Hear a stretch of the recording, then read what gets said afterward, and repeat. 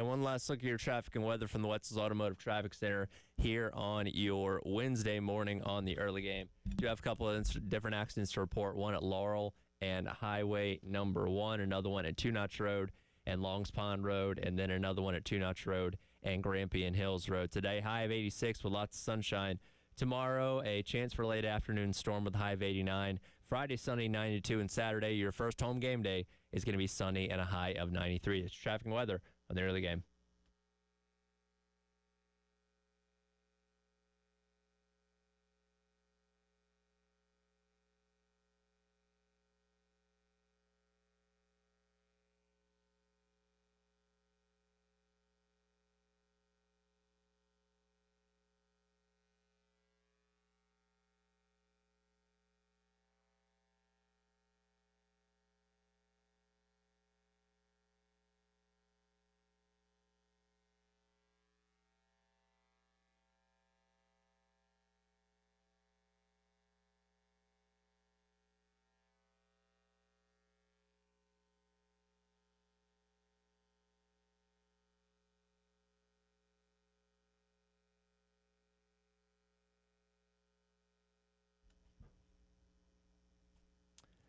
Nine o'clock on your Wednesday morning. Welcome in. It is the Extra Point. Tyler Head and Jack Feltry along with you here, navigating you through the week. We're almost halfway there, almost to another full weekend of college football. And crazy enough, it almost kind of snuck up on us. NFL starts tomorrow, man. Like we get all football in full swing, getting rolling tomorrow night. Another game on Friday, and then of course your full slate of NFL Sunday coming up this weekend as well. Yeah, no, it is kind of crazy that tomorrow is the NFL. Like it really has snuck up on us, like you said, and I'm excited for it. I mean, I think it's going to be interesting to see America's team without Micah Parsons playing against the defending champs. I think it's going to be a very entertaining game tomorrow. And you got a fantasy football team? I do. We had our draft actually Sunday night right after Carolina's game ended. So I was doing my stuff, getting ready for Monday, while also doing a fantasy draft as well. Man, that's crazy. So you feeling good about your team, though? At ESPN, we do through the ESPN Fantasy app. It gave me a C for my roster. Now, here's the thing, though. I always have a strategy of taking several rookies that I think have the possibility of really popping. Mm-hmm. So, because again, when you go and draft, everybody has their projected totals for the year, and rookies, unless they're like, a top 10 pick, are going to have lower totals. Because, like, I got Matthew Golden, right? I also got Luther Burden. Like, I expect both those guys, Matthew Golden more than Luther Burden, but I expect those guys to have good seasons, but their projected totals are lower than guys that are already established in the league. I've had success doing this in the past with Jordan Addison. I got him his rookie year. Calvin Ridley when he was with the Falcons, got him his rookie year. All those things worked out well for me, so I've kept that strategy. The low risk, high reward type of thing. Yeah, and look, these guys aren't my first or third round picks. I get them a little bit later on. You can always get them later. Right, and I feel like I benefit from doing this job of knowing some maybe more obscure guys that the average person that I'm in fantasy football with doesn't. Funny enough, because last week we were previewing Virginia Tech, Bicel Tootin, who was their 1,000-yard back a year ago, he's with the Jaguars now. And I picked him up as a late-round pick. Hey, maybe this guy gets in. He was capable of being a 1,000-yard back on an average to below average Virginia Tech team. He might do something for me. Yeah. So, sounds like you had a pretty good draft. Hopefully, those guys that you did draft that are younger guys, hopefully they do pan out. There's always a few of them every single year that, I feel like we don't expect in the later rounds to just break out and have great first years, and that could definitely be the case here. How about you? Yeah. So I did draft. I think I told you this story. It was after the Carolina calls. I missed my first 2 rounds, so I ended up having to auto draft Justin Jefferson and Brock Bowers, and then after that I was able to draft, and I think it went pretty well. I could have used better running backs. My running back room is pretty weak, to be honest. James Cook is my lead back, which isn't bad. Mm-hmm. I willingly picked him, but I'm thinking okay, he had a great year last year, basically a touchdown every game. I feel like he could kind of replicate that type of production. Justin Herbert's my quarterback. We'll see. I also have Justin Herbert. It was tell me if this is weird. Like, the weirdest thing was Pat Mahomes was just sitting there or nobody picked him. Like, all the other like Josh Allen, those types of quarterbacks were taken way early. And then Pat Mahomes is just sitting there in like round like 9 or 10. I'm like, what? I think somebody in our draft took him in like the second or third round. And I didn't have him on my team last year, so I don't know his numbers off the top of my head. I imagine they were probably down a little bit last year. Yeah. Just because of how stagnant that offense was at times. That is true. And again, are just going to be the same this year? Could be better. I don't know. But I guess people are maybe scared away from Mahomes a little bit more now. Maybe. I'm not sure. But I did draft a few Gamecocks just coincidentally. Debo, Xavier Legette, and I think I have one more somewhere. But point is, got a few Gamecocks on this team, and running back room is not great. The receiver room's pretty solid. So, I mean, again, these guys have high ceilings, though. I also got Xavier Legette. There you go. He was sitting there. I'm like, you know what? He's a nice bench piece to have. He is, and look, I think Teteroa McMillan's going to take the wide receiver 1 role over. But I think Xavier Legette can give you some solid games. No, he totally can. I'm expecting a pretty good season out of XL, but obviously, like you said, McMillan, I mean, he's definitely that type of guy. I think that's going to go in and do some big things. Well, that all gets rolling tomorrow with the Eagles and the Cowboys. NBC, of course, they'll be unveiling the Eagles championship banner and all that kind of stuff, and the Cowboys will, we'll see how they do without the best pass rusher in the NFL that they didn't want to pay. Though, we now know that maybe the injury thing was a little bit more than we initially thought with Micah Parsons, so I don't know if that changes your opinion on that deal, but he is set to get an injection ahead of playing on Sunday in his back. And again, back problems are something that never go away, so maybe the Cowboys weren't completely off base with not wanting to pay him as much, but I don't know. We'll see. Jerry Jones, he knows something. He it looks like now he knows what he's doing, but again, we're gonna see. As long as Mike is able to stay healthy, I mean, he's gonna have a great career with Green Bay, I would imagine. And again, the big thing is I can never see those first-round picks that the Cowboys got turning into anything on the same level as Micah Parsons. If they do, great. But if not, that's you automatically lose the trade right there. Did you ever watch Family Guy back in the day? You a fan of Family Guy? A little bit. I'm not a diehard Family Guy guy. There's a clip, and you may have seen it going around on Twitter the other day, where they are in like this, I think it's like a timeshare meeting or something like that, and they have the option to get a boat or a mystery box. And, Peter's like, well, hey, we've wanted a boat, but a mystery box could be anything. It could even be a boat. And that's kind of the way I feel about how they look at this. Like, well, yeah, we're giving away Micah Parsons, but we're getting these picks that, hey, those guys could be Hall of Famers one day. It's like, well, you have one guy that might be on his way to the Hall of Fame right now anyway. Like, why not just hang on to him? But anyway, we'll see how that plays out tomorrow. Yeah, that'll be interesting. And, NFL season is finally here. We'll get into what Coach Beamer had to say in just a second yesterday. But first, it's time for our 9 a.m. Sandstorm Pick-Me-Up.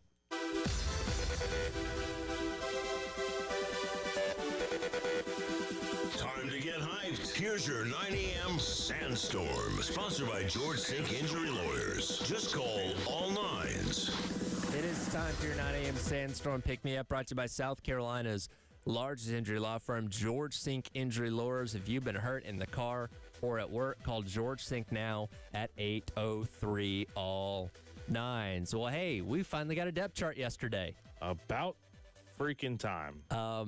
I do think this is a case of like, well, this is what the depth chart was going into the weekend, and it hasn't really changed this week because we know there's some guys that likely aren't playing. They're listed as starters on this. That's the thing. Like, I think I think you're totally on the nail about this, like, or hit on the head. Like, I think this is literally just that, where you have the depth chart from last week, and South Carolina just threw it out there because, again, like you said, there are a few injured guys on here.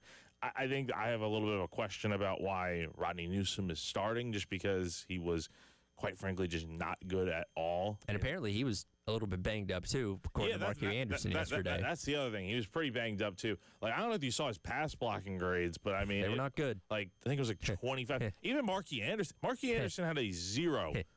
on the pass blocking grade. I didn't even need to look at PFF. Just my eyes on Sunday told me that those numbers weren't going to be good. But it further backed it up that it was just not a good game for those guys in particular on the offensive line. But yeah, I mean, again, I'm glad we have a depth chart, but this just feels like the one from last week, and it's just here you go. Yeah, and I almost kind of wonder if we're just going to be constantly a week behind on this now.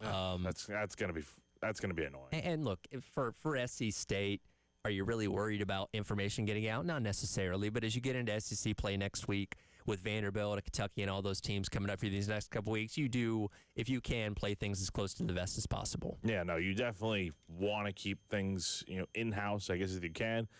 Obviously, we don't have the injury report or anything from the SEC this week. Again, Judge Collier and JT Gear were the names that Shane did bring up yesterday that he said they are probably going to be doubtful for this week. So, again, you have those guys, on the depth chart. But it's going to be interesting to see, how South Carolina fills those roles. Which, they don't need to play this weekend, right? No. This is a weekend where you can say, all right, you guys can sit out. We're good. We got depth at these spots. Rest up because we're going to need you for those, upcoming SEC games in the weeks after that. So yeah, Judge Collier, JT Gear, I don't need to see those guys dressed out this weekend. They can stay on the sidelines, with sweats and jerseys with no pads on. That's fine with me. It's also kind of crazy how there's not a single or on here, which also just tells me again they knew, this has got to be from last week again. We're driving that point home here that. This is probably a week behind with how this depth chart looks. Now, what, if anything, do you think could change for this week? And you mentioned the thing with, Newsome at the left guard spot. That's something that could possibly look a little bit different because Marquis Anderson still listed the backup right guard behind Trovon Ball. I'm also interested to see, is Adaway going to start again at running back this week? It kind of seemed like you got the dust off of Faison a little bit last week, and he had the best run of the entire game with that 30-yard carry, there in the second half, I believe. I do wonder if Adaway's going to start again this weekend. That's the thing. I'm not sure. I think it's probably going to be Adaway for another week here, but what did you bring Rasul Faison in if you're going to give him 7 carries a game? That's not going to happen. You're going to be getting him at some point. Maybe even this weekend, maybe going into SEC play, you're going to be giving Faison, I think, a lot of carries. But, again, until Adaway, until he's proven wrong, Adaway's continued to just be really good as the lead back. We saw it in the Citrus Bowl.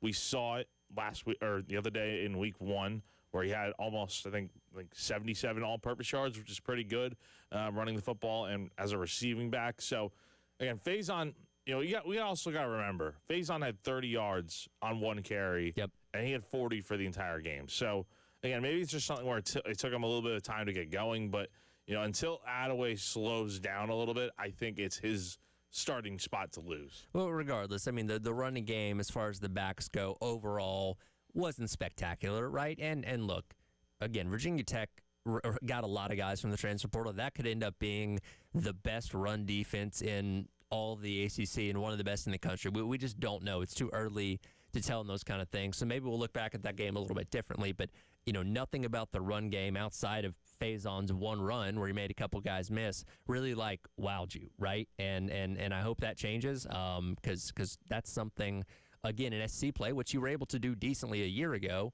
you're going to have to rely on a lot. Yeah, no, totally. So, you hope that, and honestly, I kind of like the dynamic of this 1A, 1B type of situation at running back with Faison and, with Adaway. It doesn't really feel like last year where, Rocket's your lead back and then Adaway's the backup and Rocket gets most of the carries.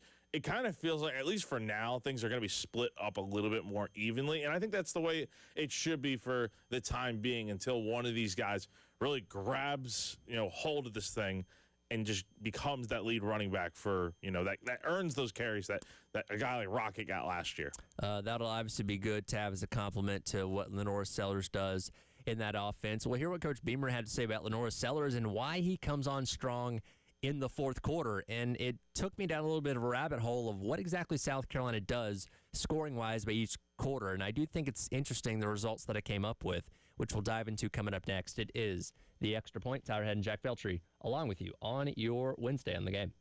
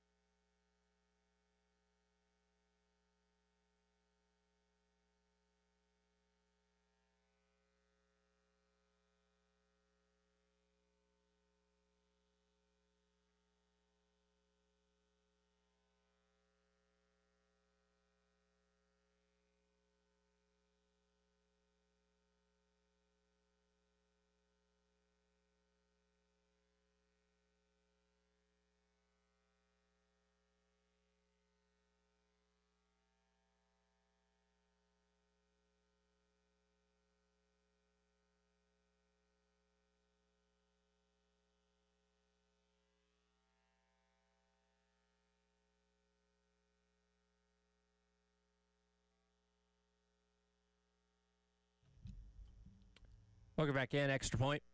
It's our Ed, Jack Beltry with you on your Wednesday here on the game.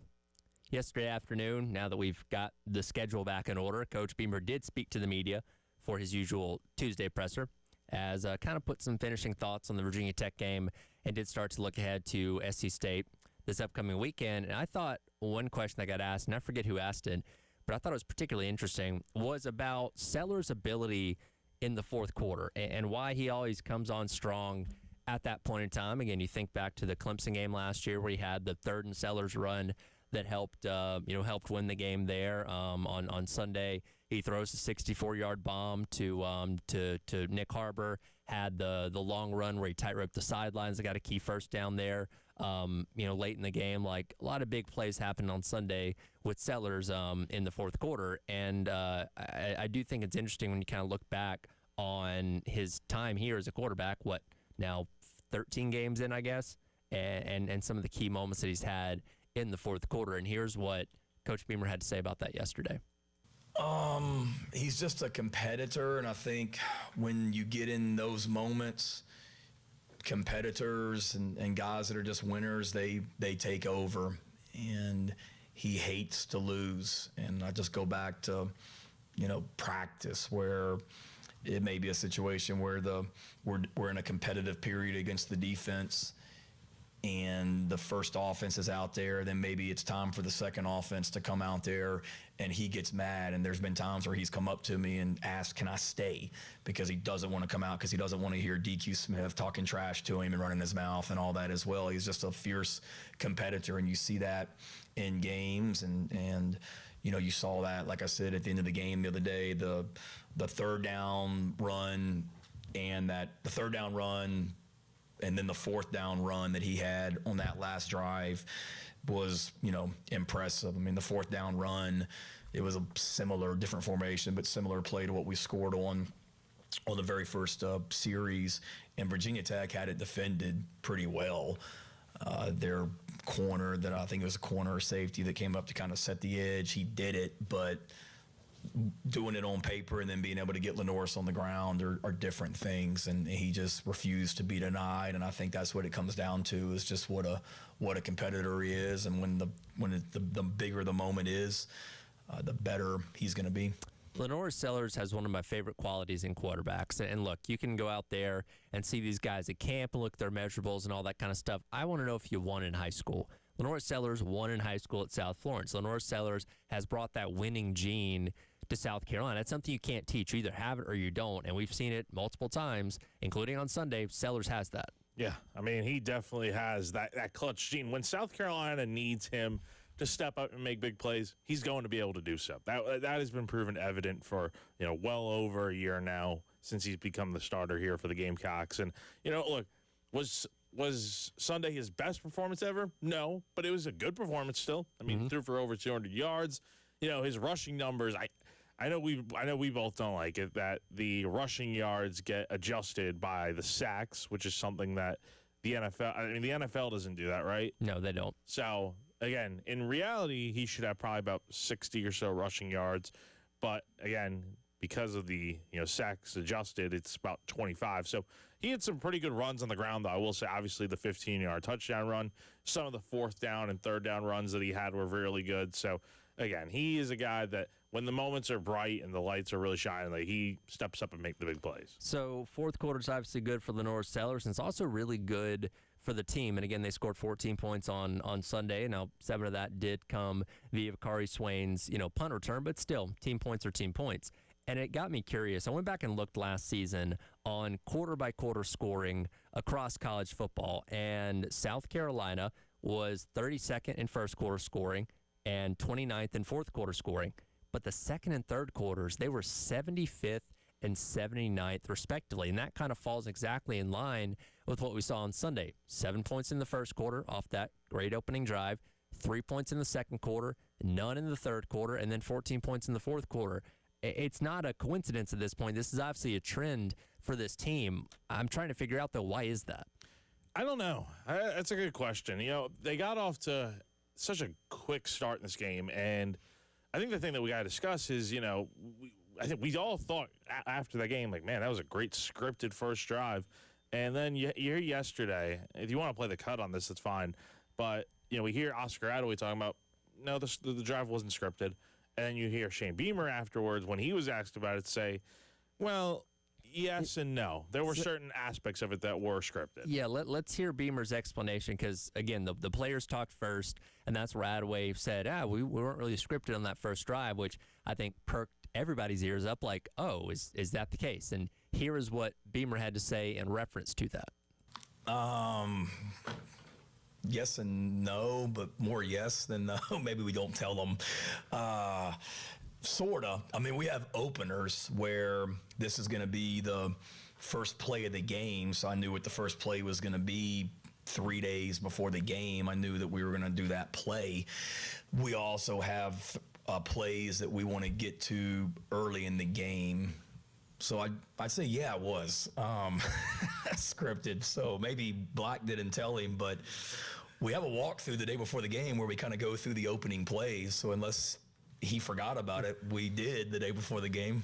So it's interesting that I don't know what the miscommunication on that was, but from Beamer, it definitely sounds like it was scripted. And again, at least the first play, they knew that was happening days in advance. Now, again, maybe you don't completely write out, hey, here are the exact first 10 plays of the game that we're going to do. Because, again, situationally, you're down a distance and all that kind of stuff are going to vary depending on how successful those plays are. But, it sounds like it was a kind of standard scripted type of thing that maybe Adaway was confused on. I don't know. Yeah, I don't know why these guys just blatantly lie about certain things. And, I get it. Like, from a media standpoint, they're probably told not to say certain things. Well, I don't know what saying that the first drive was scripted would do. That's you're not giving anything away. That's what I'm saying. So I don't understand. I mean, just say, yeah, it was scripted. Like, we all know it was. It's like, I don't know. It's like when you do something wrong and like you think that nobody knows it, but like, yeah, everybody does know that you did something wrong. So again, like, it's not a big deal, honestly, but it's just interesting to hear that, like, yes, it was totally scripted. Like, I mean, that drive went as well as it could have. Sure. And then you see South Carolina's offense just sputter out for the next almost, honestly, going into the fourth quarter before the touchdown to Nick Harbor. I mean, the offense was not doing anything in the second, third. And again, they had a touchdown wiped out with Harbor in the second quarter. That should have been one. But again, the offense was just not consistently moving the football. And I think if there's any concerns from the game, I think that is one. But again, it's week one. Not going to overreact to a one-game sample size, but it is something to keep an eye on. Yeah, and it's one of those things that, we're still learning about Mike Shula as a play caller. And again, it would be a little bit difficult to go back and dig up, Carolina Panthers games from 10 years ago to watch entirety on exactly what he called and when. But I almost kind of wonder if he's somebody that has a plan going in of, okay, here's how I'm going to, utilize these type of plays throughout the game. And maybe he's not as much of the, like, go with the flow type of thing where you say, okay, well, this is working. I'm going to keep rolling with this. He's like, no, I have a plan. I'm going to stick to that. And we're going to keep rolling with it. And they're talking today, correct? Yes, him and Clayton White. Yep, they're talking. And I'm sure that'll come up today. Like, hey, how do you approach, the rest of the game after you see what works on the first drive and what doesn't? Because again, they did get away from some of those elements until later on in the game where they once again did seem to work. I really do. One thing I do want to see them continue to do, because I think it works so well on the first drive, was getting the tight ends involved. Yes. Like, get those guys the football. And it's not that they didn't get them more involved throughout the rest of the game. It just wasn't the same level of, like, consistency. For whatever reason, it was, like, shorter passes to these guys in the flat. They'd pick up, like, maybe a few yards, and that would be it.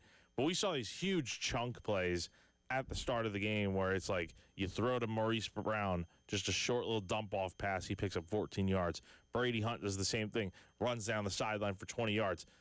And I think a big part of it was the fact that they were just so open and that there was a lot of green grass ahead of them. So maybe they were able to pick up the big plays because of that, and maybe not so later on. But getting the tight ends involved, I think, is just so important. It was a nice weapon for Lenore's to have last year with Josh Simon. I think having somebody or multiple of those guys involved in the offense would be important.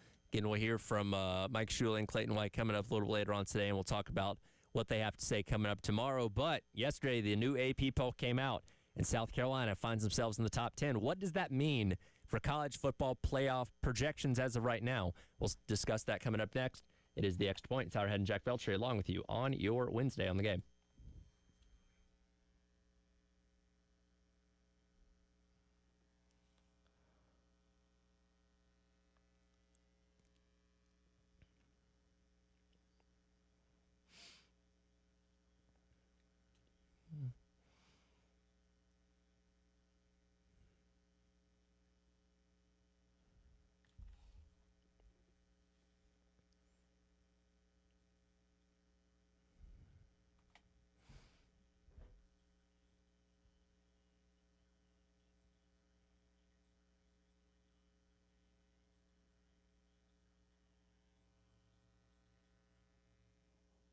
Tyrad here for our friends over at Twin Peaks. Do you consider yourself a bourbon connoisseur? Well, at Twin Peaks, they're proud to offer an exclusive and extensive collection of some incredibly rare bourbons, whiskeys, and tequilas. Plus, you can check out their barrel selects that are handpicked by their team and bottled just for you. Supplies limited. Check with your favorite Twin Peaks location to see what they're pouring, and cheers to that. Of course, with the NFL getting rolling tomorrow, it's going to be another full weekend of wall-to-wall football, and there's no better place to take in all that great action than with our friends over at Twin Peaks. You have TVs as far as the eye can see, tons of delicious food, burgers, wings, fries, everything you can imagine, and of course, those 29-degree draft beers. You may as well just go park yourself down at Twin Peaks for this entire weekend and take in all the great action with our friends at Twin Peaks.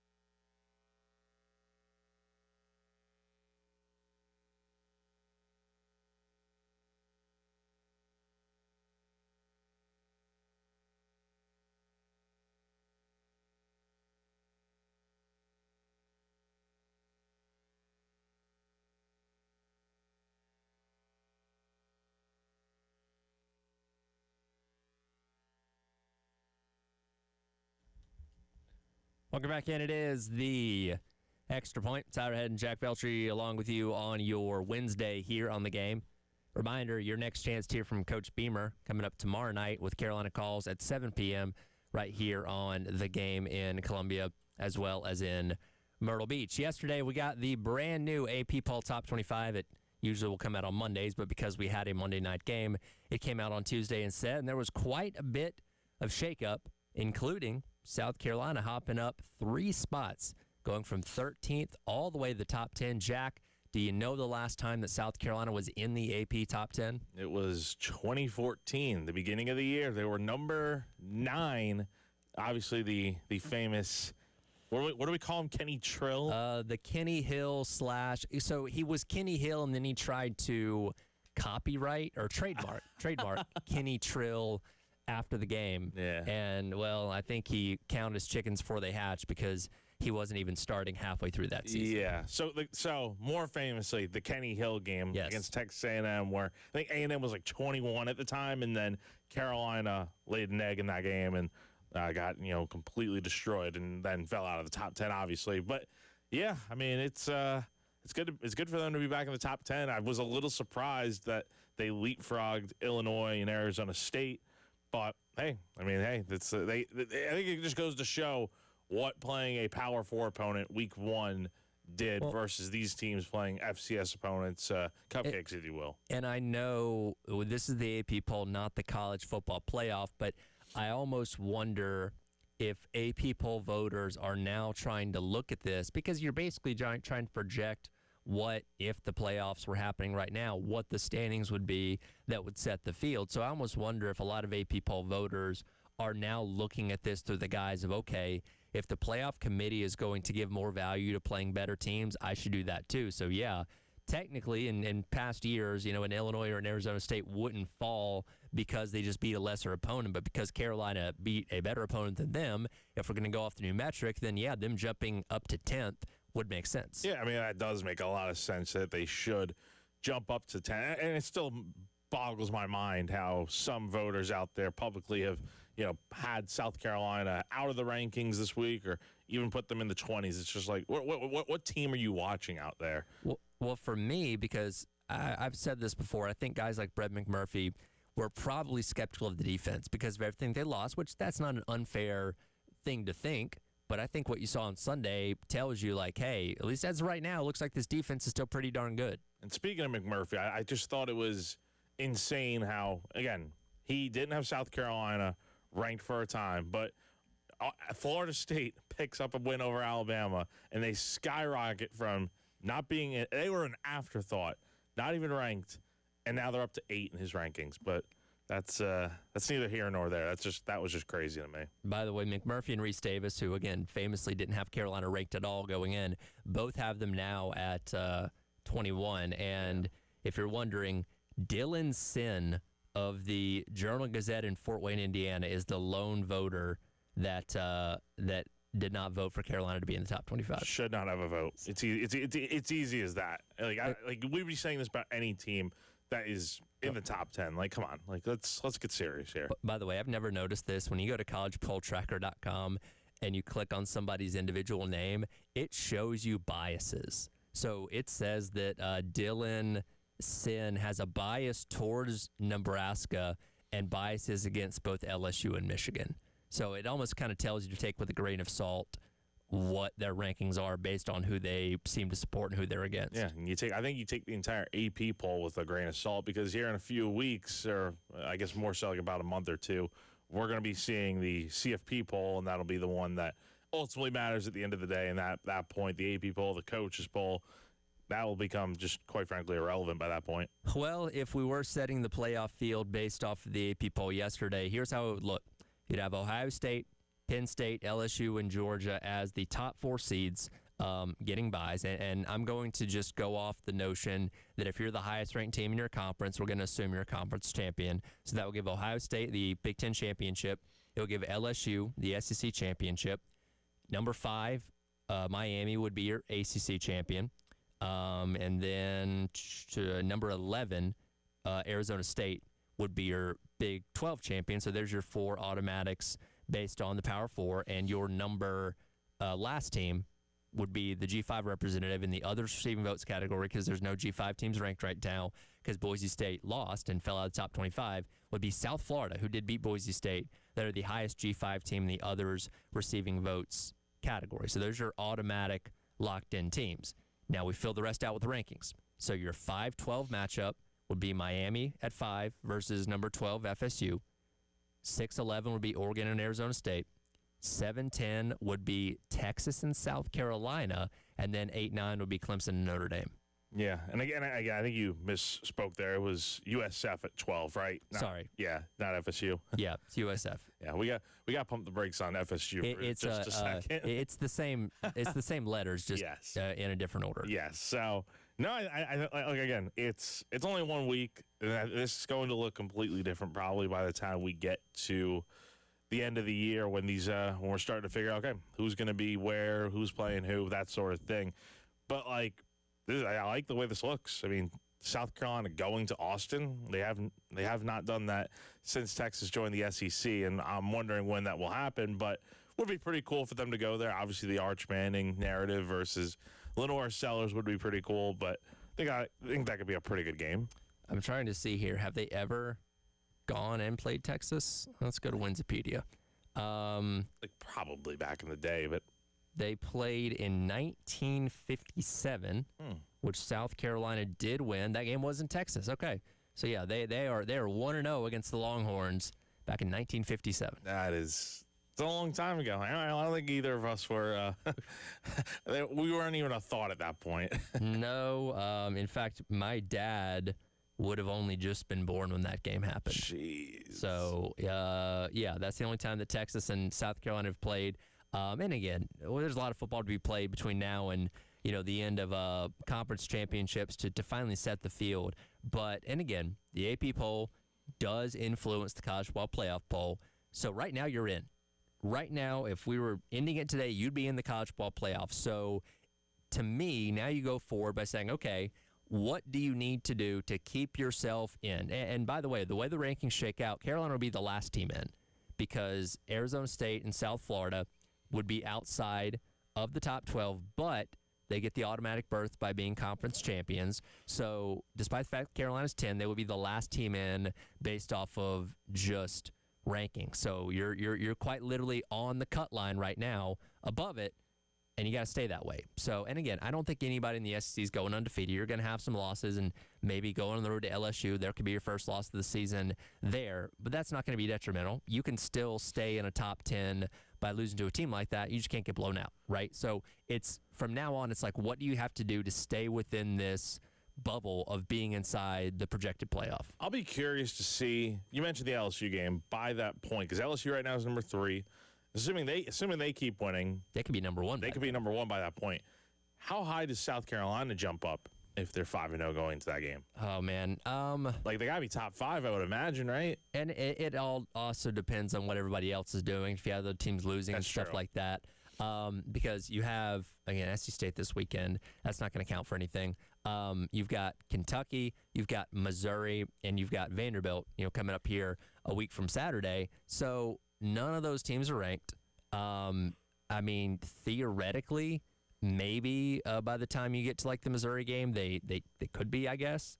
But I don't know how much the needle moves with those teams as opposed to like playing ranked opponents. You know what I'm saying? Yeah, I don't think we're going to see as many top 10 teams drop games like we saw this past weekend. Like I don't think that's going to happen, especially since a lot of these teams are going to be playing the smaller programs coming up over the next few weeks. So the opportunity for upsets, it's not impossible, but it probably won't be likely. So, I mean, Carolina being in the top 10 right now is a good start to the year. Again, was probably expecting them to probably remain maybe at 13, maybe go up to 12 or something with all the teams that drop. But, yeah, I mean, 10's a good spot for them.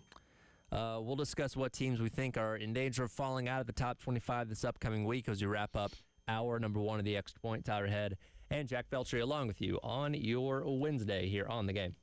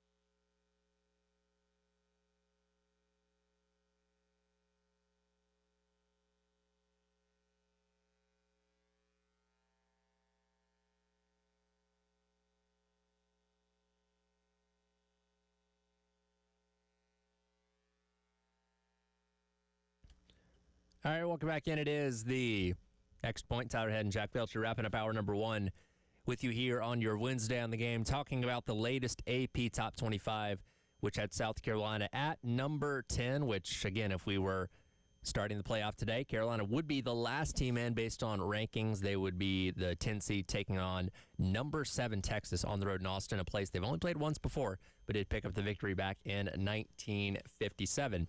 We did see some teams fall out of the top 25 this past week. Kansas State, who of course lost in week 0 to Iowa State over in Ireland, and then narrowly escaped against North Dakota this past weekend. I tuned in for the end of that game. They got a late touchdown in the final minute to put them ahead 38-35, but they very nearly started off the season 0-2. And then Boise State, who fell to South Florida, again, the team that right now would be projected as the G5 representative if we started today, last Thursday, to open up week number 1, as they were number 25. Yeah, not surprising about Kansas State, to be honest. I mean, they lost a close one out in Ireland, and then obviously, like you said, not North Dakota State, North Dakota. There's a difference there. So, but still, regardless if it's North Dakota State, you shouldn't lose to FCS teams. No, you shouldn't. So, I mean, it makes sense there. They're obviously, Boise State, no-brainer. They lost to South Florida, so it made sense since they were already on the cusp. And now it leads into the discussion of who could be next. And it may not be many teams this weekend just because there's not as many big matchups or whatever, but there's still a few that I think we probably need to keep an eye on. Do you have a team that stands out to you that could fall out? I think one that it depends on how they lose, but I would say Oklahoma. I think Oklahoma is, they got the matchup with Michigan this weekend. College game day is going to be there, 7:30 ABC. 15 versus 18. Oklahoma's sitting at 18. If this is a loss where they just get blown out, then yeah, they're going to drop out of the top 25. But if it's a loss where it's maybe like 1 or 2 scores, maybe, I would say they probably end up sticking in the top 25, maybe like that. Because I don't think you can necessarily punish a team too bad, like the college football playoff says now, where you're playing quality opponents and then you end up losing by a touchdown or 2. You're not going to drop out of the top 25. But if you were to get blown out, especially on your home field, then it's like, all right, let's boot them out of here. Something worth noting as well, Oklahoma didn't have the greatest game on the ground against Illinois State. They got 103 yards on the ground, but did it on 32 carries. John Mateer looked really strong, 392 and 3 touchdowns in that game, but it wasn't maybe quite the dominance that people were expecting out of Oklahoma to take on a team like that out of the FCS. So could be something to watch this weekend. And yeah, as we've seen, where Alabama dropped 13 spots based on their ugly loss to to Florida State this past weekend, they're not afraid to really drop teams if they look that bad, playing quality competition. That's the thing. Like, you have to lose. If you're going to lose these games, you got to make it look better than Alabama did. I mean, Alabama just looked awful in that game against Florida State. And again, that was a Florida State team that I know last year shouldn't matter, but again, they were 2-10 last year and unranked. So when you look at it that way, it's like that was a really, really bad loss for Alabama. One team to me that they won this past weekend against Old Dominion, but didn't obliterate them maybe the way that people thought they would, is actually Indiana. So they were 20th in the rankings and actually fell 3 spots to 23 despite winning, and this goes back to Kurt Cignetti and his what he deems to be an SEC scheduling model where they've got a lot of cupcakes to start the season. Old Dominion, they'll take on Kennesaw State this weekend, then Indiana State to wrap up their non-conference slate. I think if they have another so-so game, because they only beat Old Dominion by 13 points, if they have an average margin of victory against a team like Kennesaw State, I think they wouldn't be afraid to drop them out of the top 25 because they're not looking as overly impressive as you think they should against these lesser opponents. No, it's definitely possible. Now, I don't think they're going to lose to Kennesaw State. I don't think they're going to lose, but even in winning, I think they could fall out. Yeah, that's the thing. Like, you have to that's the other thing. If you play these lesser opponents, like, that's great and all, but you got to really go ahead and beat them. Like if South Carolina only beat SC State by like a touchdown this weekend or something, which would be kind of crazy to think about, they would easily drop a few spots, I would imagine, and let some of these other teams that, like the Arizona States of the world, jump ahead of them a little bit. But, you kind of circling back to Indiana here. Yeah, I mean, they need a blowout win, I think, here over Kennesaw State. And I think they will get it this weekend, but it's something to keep an eye on for sure. Another team that comes to mind as well is Texas A&M. They didn't have the greatest game against UTSA, only winning that one 42-24, and they were a team that really got stifled on the ground, in that matchup, and something that was certainly concerning to them. So I almost wonder if they're not looking impressive, beating a team like Utah State this upcoming weekend. That could be an issue. It could be for sure. I mean, A&M was pretty tightly knit with, and UTSA is not a bad program by any means. I mean, they've been a pretty good G6 type of program for definitely a few years now. So, I mean, Utah State, obviously no Rasul Faze on there anymore, so we'll see what Utah State can bring in the run game. But, A&M, I mean, definitely. I mean, they have another sleepy type of performance a little bit and then wake up all of a sudden. I could see them dropping a little bit, but they're at 19. One final team I will mention that I think is going to potentially drop out if they lose would be SMU, just because they are playing Baylor. Mm-hmm. Baylor obviously coming off the tough loss against Auburn. It's going to be at SMU this weekend. Yep. Could be a tough one there. We'll get back into what teams we think might be out of college football playoff contention already coming up a little bit later on in hour number 2. But to start things off, as always, going to talk some racing with Jake Jensen from the early game as NASCAR playoffs are officially underway. That's coming up next. It is the Extra Point, Tyler Head and Jack Beltry on your Wednesday on the game.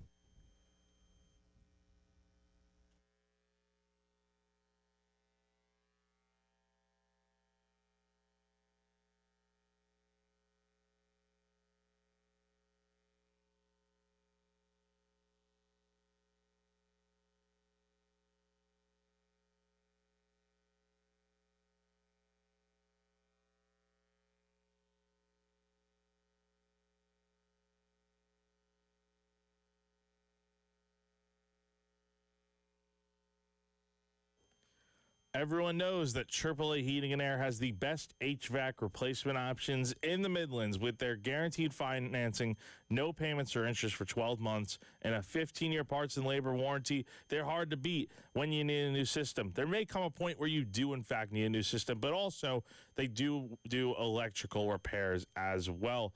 But did you also know they have great deals for repairs in general? That's right. If your system is broken and you're strapped for cash, AAA Heating and Air can help you out. They'll get your repairs done with payment options for up to 12 months and no credit check required. So if you're the homeowner, all you need is a valid bank account. That's it. That's all you need. Nothing else. So don't wait.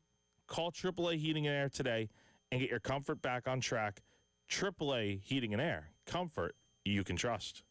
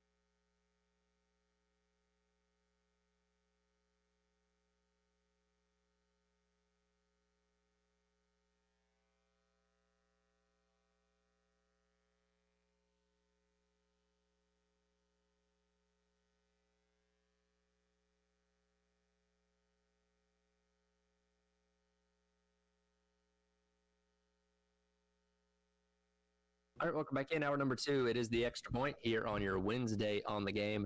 It's all right along with you, and each and every Wednesday we love talking some racing with Jen Jensen from the early game, especially when we talk about racing at Darlington this past weekend, the Cookout Southern 500. I was tied up doing all the football stuff, but Jen did get to be in attendance there. Jen, what was the experience like in person this time?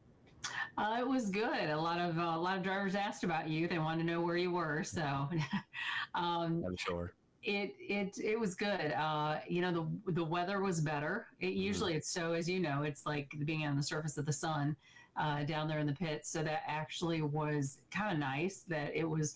Well, it was warm, there was a breeze, and I think that helped, but that also made a difference, I think, in how they had the cars set up. They expected hotter conditions and maybe more slick, where it wasn't quite as much, and that may have played into some of their strategies and may have contributed a little bit. Even like I was listening to William Byron's crew chief saying that we just missed it completely, and it could have been the temperatures a little bit that made some impact. Well, and that's a significant theme because, of course, William Byron, dominated the spring race, didn't win the race, but led over 200 laps of that race and came up a little bit short there. And for them to miss it on the return trip, and obviously weather conditions and all that are different. It's a day-to-night race and all that kind of stuff speaks volumes to how difficult that track is. And that's something I know you talked about with Joey Logano. I talked about with Christopher Bell the other week. It is quite literally the most challenging track on the circuit, and one that if you are able to tame it, quite literally, is a significant accomplishment, crown jewel event and all that kind of stuff. And lo and behold, for the second year in a row, it is none other than Chase Briscoe taming the Lady in Black.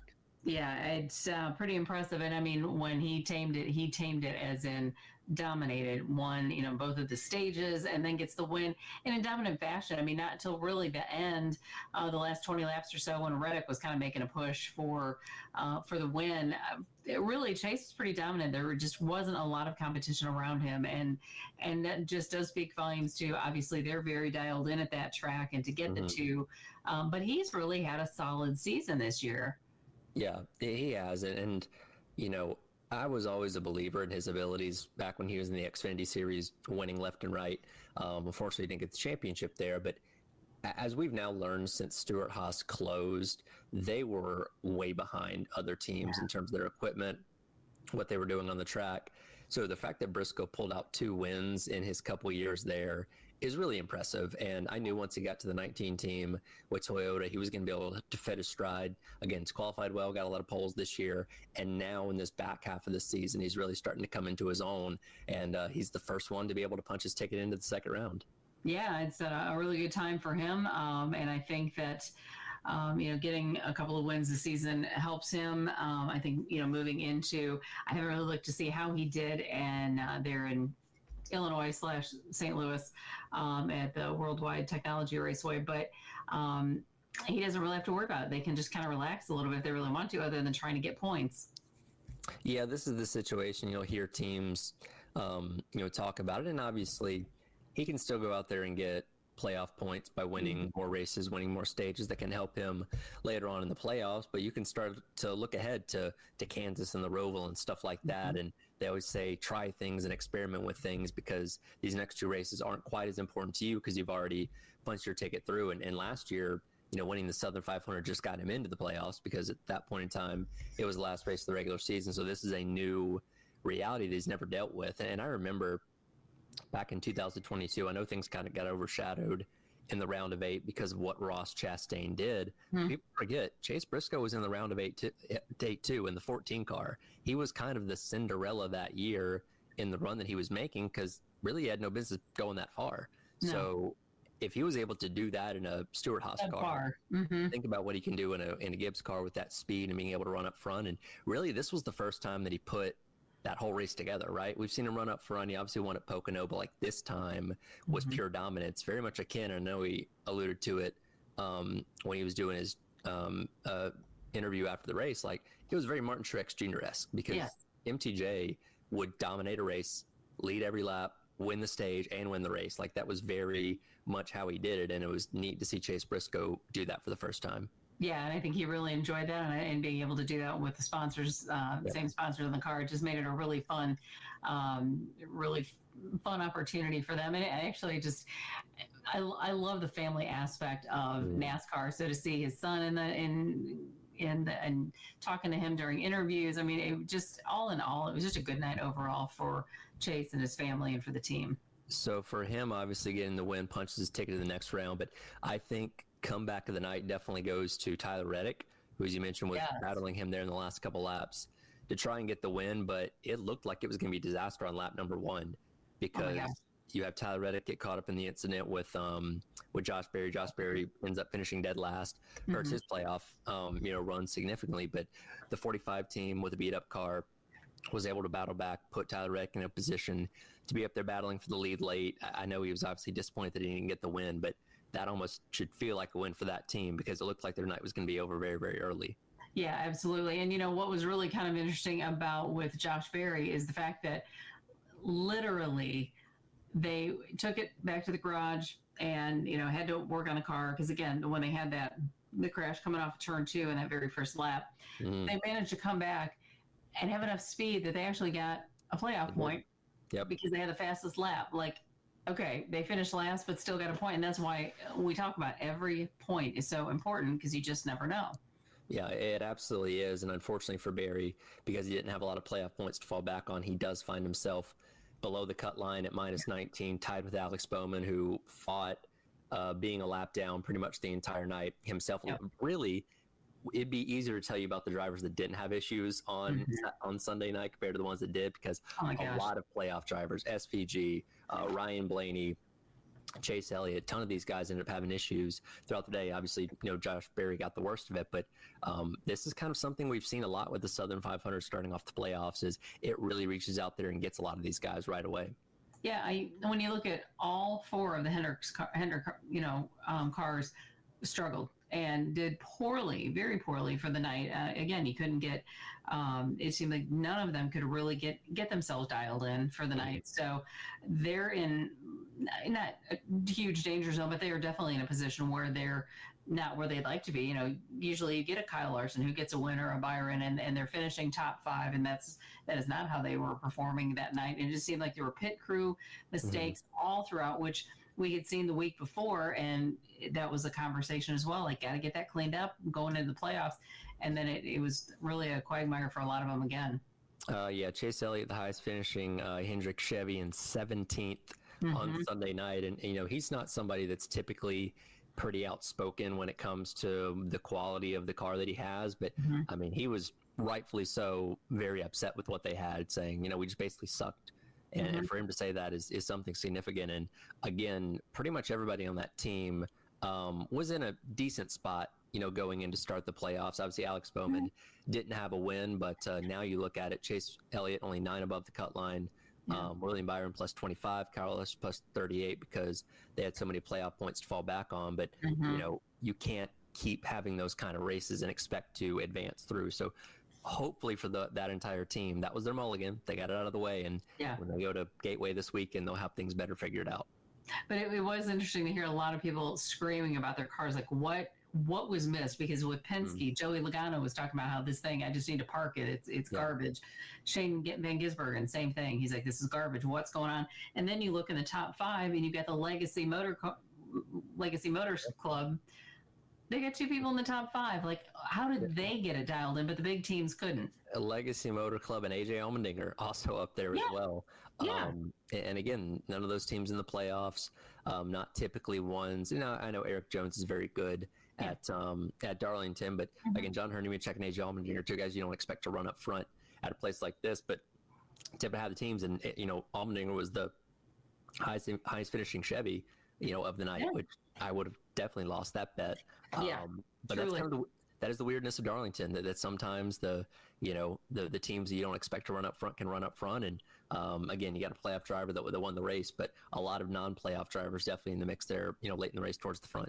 And that would have been kind of fun to see that too. But I'm kind of hopeful. I'm keeping my eye on Chase Briscoe because that would be a really fun story to see him make it all the way through. Yeah, again, it's very possible. And again, has the ability to run good everywhere, right? And lo and behold, his first career win did come at Phoenix. So if he gets there, that's a place That's he's a already good got the point. job done before. Yeah. Yep. So I don't know. It's going to be interesting these next two races. SVG sitting at what 12th, so he's above the cut line, but he's going to have to do really well in the next 2 weeks. And we talked about this last week. SVG was probably the most intriguing guy because he's still figuring out the oval stuff, but he had 22 playoff points to start things off with because of his 4 wins and stage wins at the road courses. And we said, hey, as long as he's finishing like top 15, he'll be fine. He finished 32nd on Sunday. So that buffer is completely gone out the window. Now he is in a position where he's basically forced to have to run well at Gateway and Bristol the next 2 weeks if he wants to advance.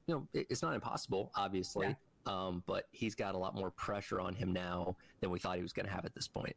Yeah, and I think I think Bristol was a little bit of a struggle. He admitted that was a struggle for him before, so it's like he's going to have to get that figured out. Or like I said, I think he's been a fun story just because he's a rookie and because of how he has come through the series and been so dominant on the road courses, but getting it a little bit pulled together with the ovals. So it's been kind of fun to watch him, and I would love to see him at least get a little bit farther.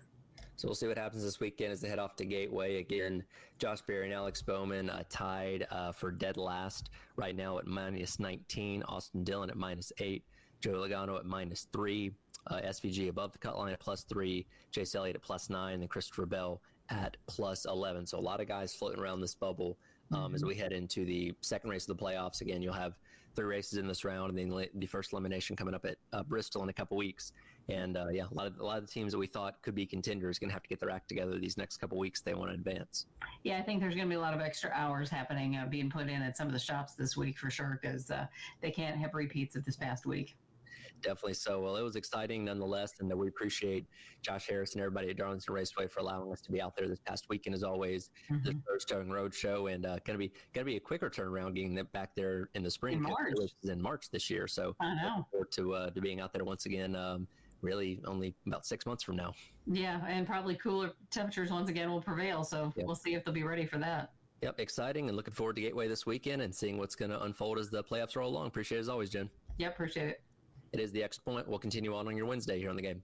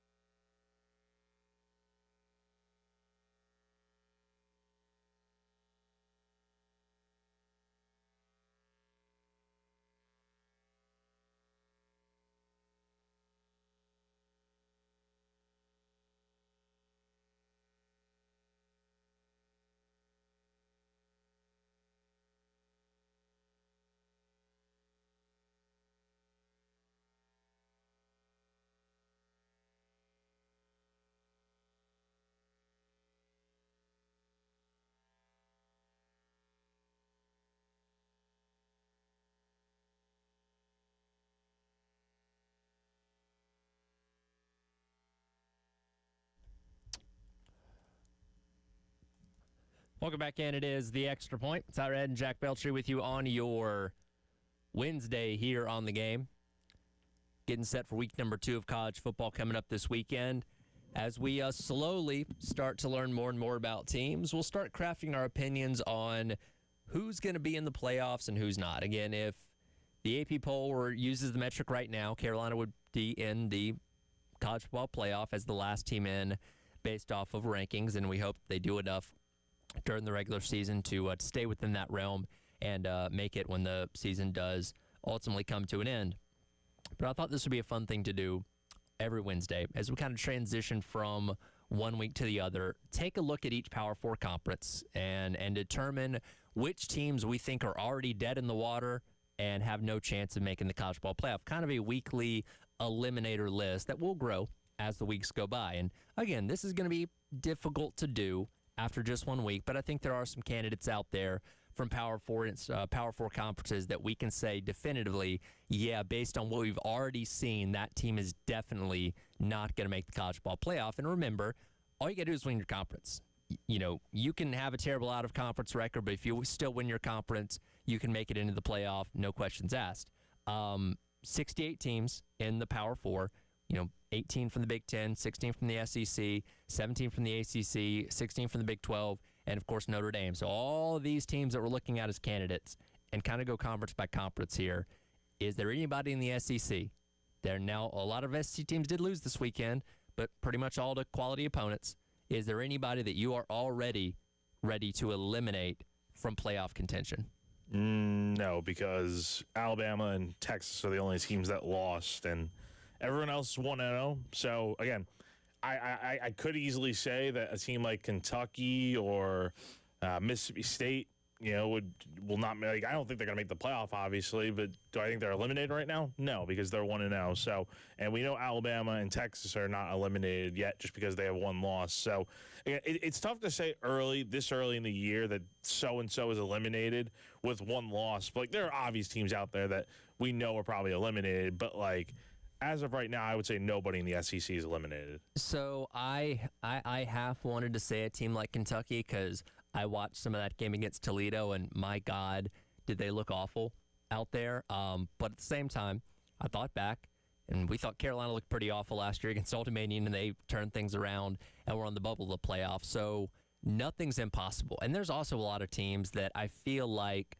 we have preconceived notions about, like, oh, well, that team's just not ever a program that's going to make the playoff. Who would have said that last year about Indiana, right? Nobody was talking about Indiana being a playoff team, and lo and behold, they went out there and did it and went 11-1. So nothing's impossible at the end of the day. So, and I'm glad you're kind of looking at it that way too, because we have to make sure these teams are truly dead and buried before we say they're out of playoff contention. So I'll agree with you. I don't think there's anybody, technically speaking, that is out of contention for the SEC as of right now. How about in the Big Ten? Let's see. Yeah, I would say Northwestern and UCLA are, again, it really is tough to say this early in the year because a team can have a bad loss early on in the year and they can go on and surprise a lot of people. I don't think we're going to see much out of UCLA or Northwestern this year in general. They both did not look great in week one, and obviously UCLA got smoked by Utah at the Rose Bowl. So, I mean, that right there would be an eliminator, in my opinion. So, probably those two teams for right now. But, again, everyone else is 1-0 in that league. So, I would probably say those two teams are probably done. I would lean more towards Northwestern because they did lose to Tulane, who was the G5 team. Now, Tulane very well could be the G5 representative in the college football playoff, and that loss could actually look okay, but the fact that they weren't even close in that game, like they got blown out, right? Like it wasn't even, like at least when Notre Dame lost to NIU last year, it was like a 3-point game, last second field goal miss type of thing. So it was at least close. But the fact that Northwestern wasn't even competitive against Tulane, I would probably lean towards them being, yeah, okay, you're probably out of this. Now again, they could go on a miracle run in the Big Ten and win the whole thing and still be in. So I'm not completely discounting that. I just think that in terms, if we're looking at this from a ranking standpoint, I think that loss to Tulane is a huge hit to them. It is. And again, Tulane, like you said, Tyler, is a pretty good G6 team. But again, you can't lose games like that and expect to get in.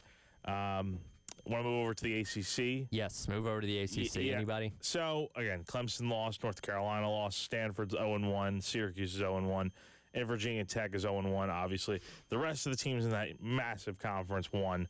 I would say, obviously, Clemson's not eliminated. North Carolina, they got absolutely hammered by TCU. So, when you look back at that loss later in the year, I don't think North Carolina is going to go on any sort of run. But let's say they do, and you look back at that game, it's like, I don't know about that, especially if TCU doesn't end up being anything great. But I think TCU will probably be 8 to 9 wins this year, just like they were last year. Stanford, I think Stanford's done. I mean, look, you look at what they have coming up. I think they're going to be the worst team, not just in the ACC, but potentially one of the worst teams in the Power Four of college football this year. I mean, they lost to Hawaii week 1 on the road, or week 0, I should say. Syracuse lost a bad one out at Mercedes-Benz against Tennessee, but Tennessee could be really good. Tennessee could be really good. So again, it's a little too early to pull the plug on Syracuse because I mean, Fran Brown's done a really good job with that program, getting them to a good spot last year, and I think they can be better this year again. Week 1, it's tough to judge a team based off of what they just did in one game. And the same goes for Virginia Tech. I'm not ready to eliminate them yet. Again, you look back at last year and what they did.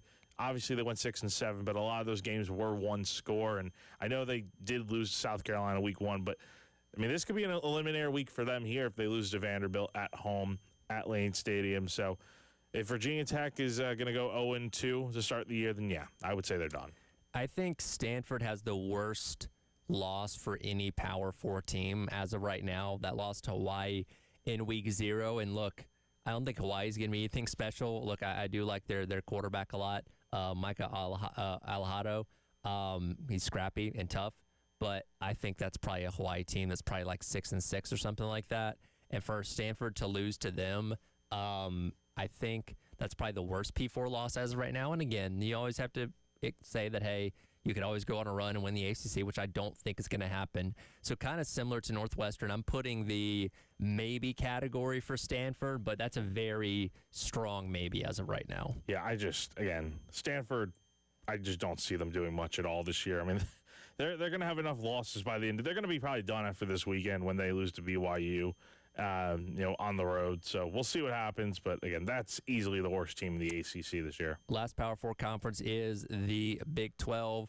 Over the weekend, a relatively good overall. The only teams that lost were Baylor, Cincinnati, Colorado, and Kansas State, of course, lost in week number 0. Anybody, by the way, Kansas State, the only team that is 0-1 in the conference right now, as far as record in the conference goes, because that was a conference game over in Ireland.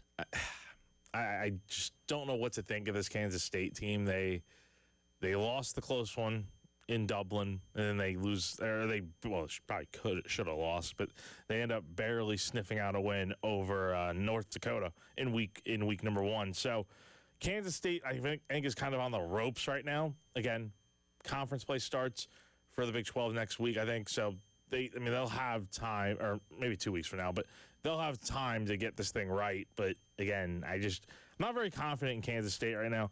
Colorado, 0-1 to start the year, but they lost to what I think is going to be a good Georgia Tech team. Baylor lost to Auburn. Cincinnati lost to Nebraska. These are all quality teams that these guys lost to. So I'm not ready to eliminate anyone from that conference yet, but I will say Kansas State, it's not looking particularly good for them right now. Kansas State's teetering a little bit. Now, I do wonder, okay, was the tight game against North Dakota just because they're jet lagged from playing in Ireland the week before? That could certainly be the case. Now, Iowa State didn't have a problem in their game on a return trip, from across the pond there. So, maybe you take that one with a little bit of a grain of salt there. But yeah, nobody egregiously bad. Again, Baylor losing to Auburn. Auburn can be really good. We'll see what Nebraska is going to be. Georgia Tech is obviously a team that is scrappy nonetheless, taking down Colorado. So, and again, you can always win the conference. And this is the most wide open conference we talk about that could quite literally go to anybody. Kansas State could end up winning the thing and, making their way into the college ball playoff there. But I would say the team that's the most concerning probably, I don't know, maybe Colorado. I don't know. I think the most concerning team is K-State, man. I don't know how you could not say them, just based off the way they've played these first 2 games of the year. I mean, look, I know they didn't play awful against Iowa State, but man, I mean, almost losing to North Dakota it's not good at all. So, looking ahead to this weekend in week number 2 of college football, is there any team that you're willing to say? And again, most teams aren't starting conference play just yet. So there's always that caveat of, okay, well, they go undefeated in the league and win the whole thing. But as far as like quality of the way you're looking at them, is there any team you'd be willing to say, yes, they're definitely out after this weekend? Stanford. Again, like I said, Stanford, they got to go on the road to play BYU, a BYU team that I don't know exactly how they're going to be this year, but I know they're a lot better than Stanford. So I think Stanford's going to be done after this weekend and 0-2. I think for me, it's going to be North Carolina. Look, they go on the road to take on Charlotte this upcoming weekend. Yeah. And I don't have a lot of confidence they're going to win that game, to be honest with you. But Charlotte's bad, man. I mean, Charlotte is... But North Carolina was really bad. Yeah, but North Carolina, I don't know, man. I mean, North Carolina was awful. And yes, it's on the road at Charlotte, but I don't know, man. I mean, that would be all-time bad. That would be one of the bigger upsets we see all year if that were the case. I'm not saying it's impossible. What I saw on Monday night was pretty atrocious. It was that atrocious. North Carolina team. It was, but I failed to. I cannot believe that could happen. I mean, I'm not sure, but. Well, we'll see what happens this week. Once we get into conference play, these lists will be a lot easier because we'll actually have tangible conference records to say for sure which teams are eliminated and which teams aren't. So we'll keep that going as the season goes along. We've got beef between head coaches, both coming away from week 1 and looking ahead to week number 2. We'll dive into a lot of that coming up next. It is The Extra Point. It's our head and Jack Beltry on your Wednesday on The Game.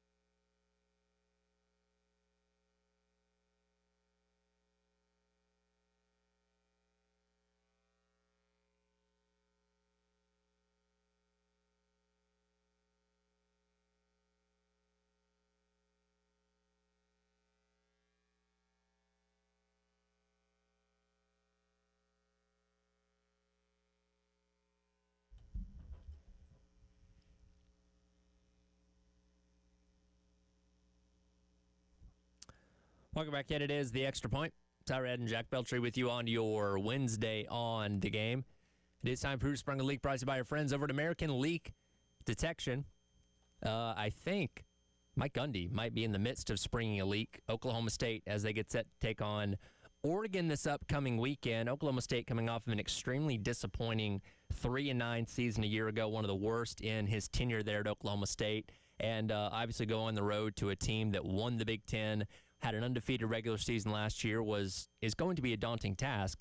And it almost kind of seems like Mike Gundy is already kind of foretelling that his team probably not going to win this game. Here's some comments that he made on his coach's show earlier on this week about the money discrepancy between Oklahoma State and Oregon. Oregon is paying a lot of money for their team. Yep. So from a non-conference standpoint, there's coaches saying they should play teams that are spending the same amount of money. So what do you figure they are? Probably triple what you pay, ballpark? Or do you know? There's revenue sharing intact this year. Yes, so that makes a difference. Yeah, so some, but they haven't got their hands on it yet. Gotcha. So the last 3 years, you didn't have revenue sharing. Right. So, and it's funny you mentioned that because I guessed that the last 3 years that we spent around $7 million over the 3 years. Mm-hmm. And I think Oregon spent close to 40 last year alone. Wow. So that was just 1 year. Okay. Now, I might be off a few million, but what's a few million among friends? Well, what I'm saying is they're spending a lot of money. They spent a lot of money, and there's some schools that are doing that. Listening to Mike Gundy press conferences for a long time, I'm going to take those numbers with a grain of salt.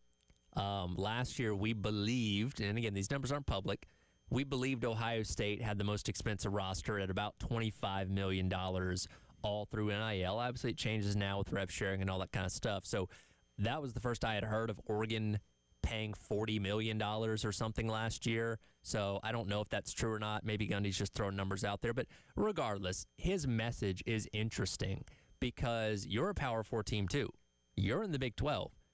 It's almost like he's outright admitting defeat's going to happen this weekend. Mike, how are you coming out and saying that when, again, to win in college football now, you have to spend money like that? Yeah, it's not illegal. No, it's not illegal. Like, you have to spend money. Like, there is no ifs, ands, or buts. Or you're going to have a season like Oklahoma State had last year where you go winless in the Big 12. So, again, I mean, like going to Eugene this weekend, going to Autzen Stadium to play a top 10 Oregon team, yeah, like you're already looking at a loss right there. But I mean, to come out and say that, like, you're basically just throwing in the towel and saying, yeah, we're not going to win. And then maybe after the game on Saturday, when they lose to Oregon, because I don't think they're going to beat Oregon, he's going to say, yep, Oregon just spends more money than us, and that's why we lost. That's the thing, is he's building in his own excuse. So when they go out there and get shellacked, and you say, well, we don't have the money. We can't afford it. Like, do not cry poor. You are Oklahoma State.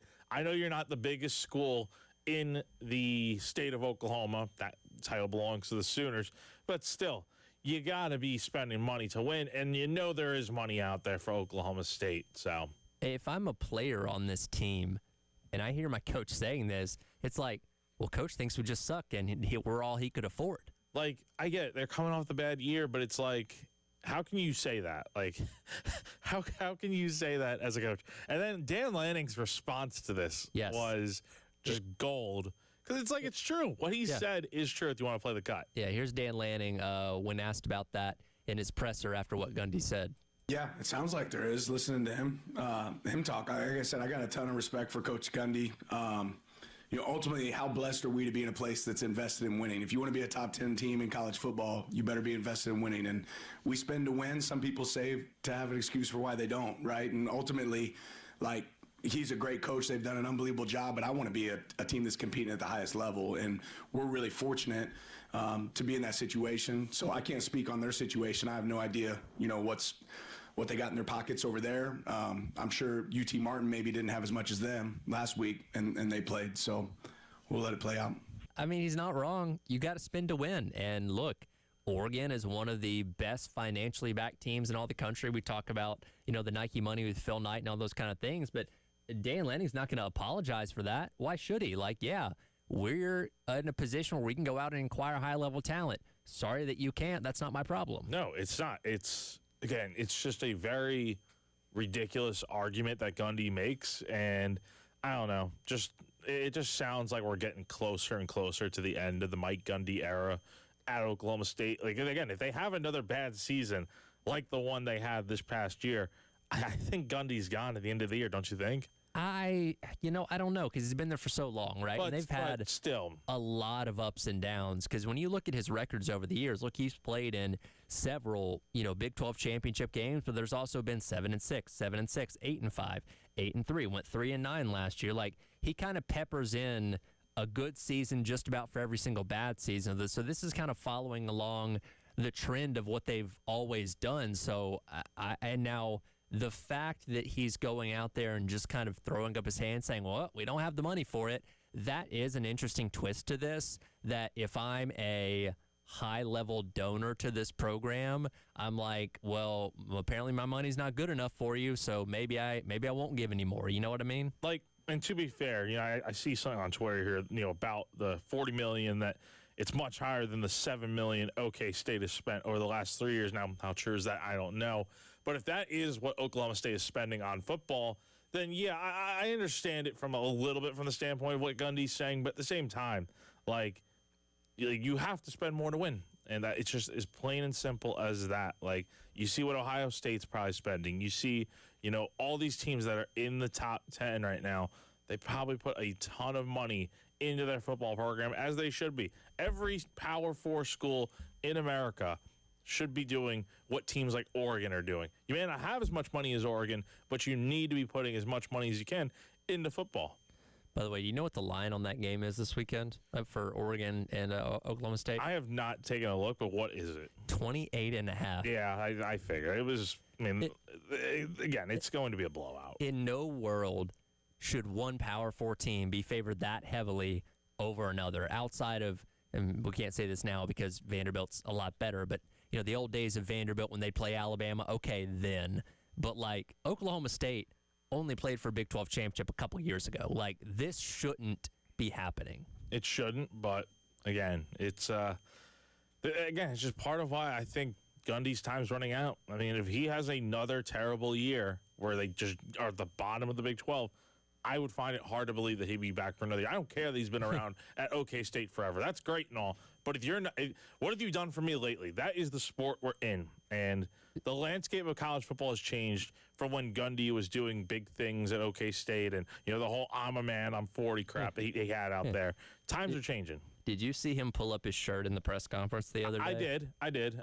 And that looked like it was kind of just like an off to the side thing that it was just caught on camera. But well, no, because he was talking about when he played at Oklahoma State and they were playing Nebraska in the cold, and he was talking about how the Nebraska players had their oh god, jerseys rolled up where you could see their stomachs and stuff because they weren't afraid of the cold apparently, and he lifted his shirt all the way up for some reason. And well, he doesn't have a piercing, so there's that. There's some other coaches that maybe can't beat that accusation quite yet. Do we think Ryan Day has a nipple piercing? Oh, I don't want to think about that. I've saw the picture. I don't know. Either that or he's got a really funky looking nipple.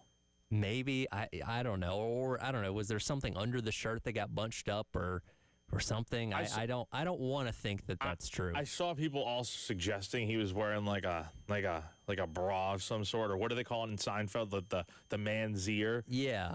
Yeah, something like that. I hope he doesn't have a nipple piercing. The less I think about Ryan Day's body, the better. Yeah. But yes, that photo was startling to say the least. Yeah, I guess when it came out from the weekend. Yeah, I guess Ryan Day is a little bit freaky if he has one of those. Maybe he is. I don't know what he does behind closed doors. Is his own business. The coach beef did not stop at Dan Lanning and Mike Gundy. A couple coaches that played this past weekend also beefing with each other, which we'll dive into coming up next as the Extra Point rolls along on your Wednesday on the game.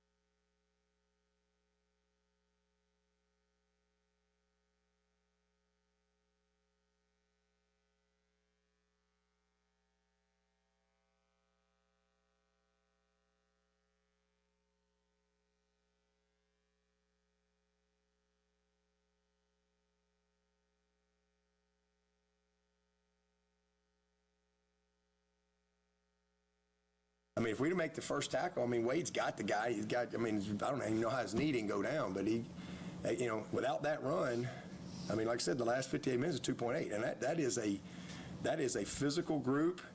It's a very smart quarterback, and that is a back. So they're going to be a problem, and they got some explosive dudes, and it was a hell of a game. It was a hell of a game down to the last play, right out of the gate. It's like getting the final exam day one of class. They made a 65, we made a 58. Neither one of us were great. Welcome back in. It is the Extra Point. Tyler Head and Jack Belcher wrapping up hour number 1 on your Wednesday here on the game. Of course, that is Dabo Swinney evaluating their Week 1 loss to LSU over there in Memorial Stadium. Came up short, 7 points. Obviously, offensively, things didn't go the way Clemson needed them to. LSU's defense looked really, really strong. Struggled to run the ball. Cade Klubnik completed only 50% of his passes. And, you know, he gave Clemson a 58, which by most grading metrics, unless they've changed since I've been out of school, that's an F, right? Are we in agreement on that? Mm-hmm. Yeah, 58 is they say now, I think, that a 60 and above is a D, which I think a 60 is probably an F, honestly. But I mean, yeah, 58, that's definitely an F without question. See, when I was in school, it was like A is 90 to 100, B is 80 to 90, C is 75 to 80, and a D was like a 70 to a 74. Well, now they've changed it to, and this was the way it was when I was in high school, they changed it to the 10-point grading scale. Okay, so D's are now in the 60s? Yeah, which is crazy to me. I mean, if you're getting in the 60s, that's essentially an F in my book. But according to Dabo Swinney, it's basically an F for him. Well, regardless of what scale you're looking at, 58 is an F, no ifs, ands, or buts about it. Maybe if you get graded on a curve, you can get it up to a D, but not great.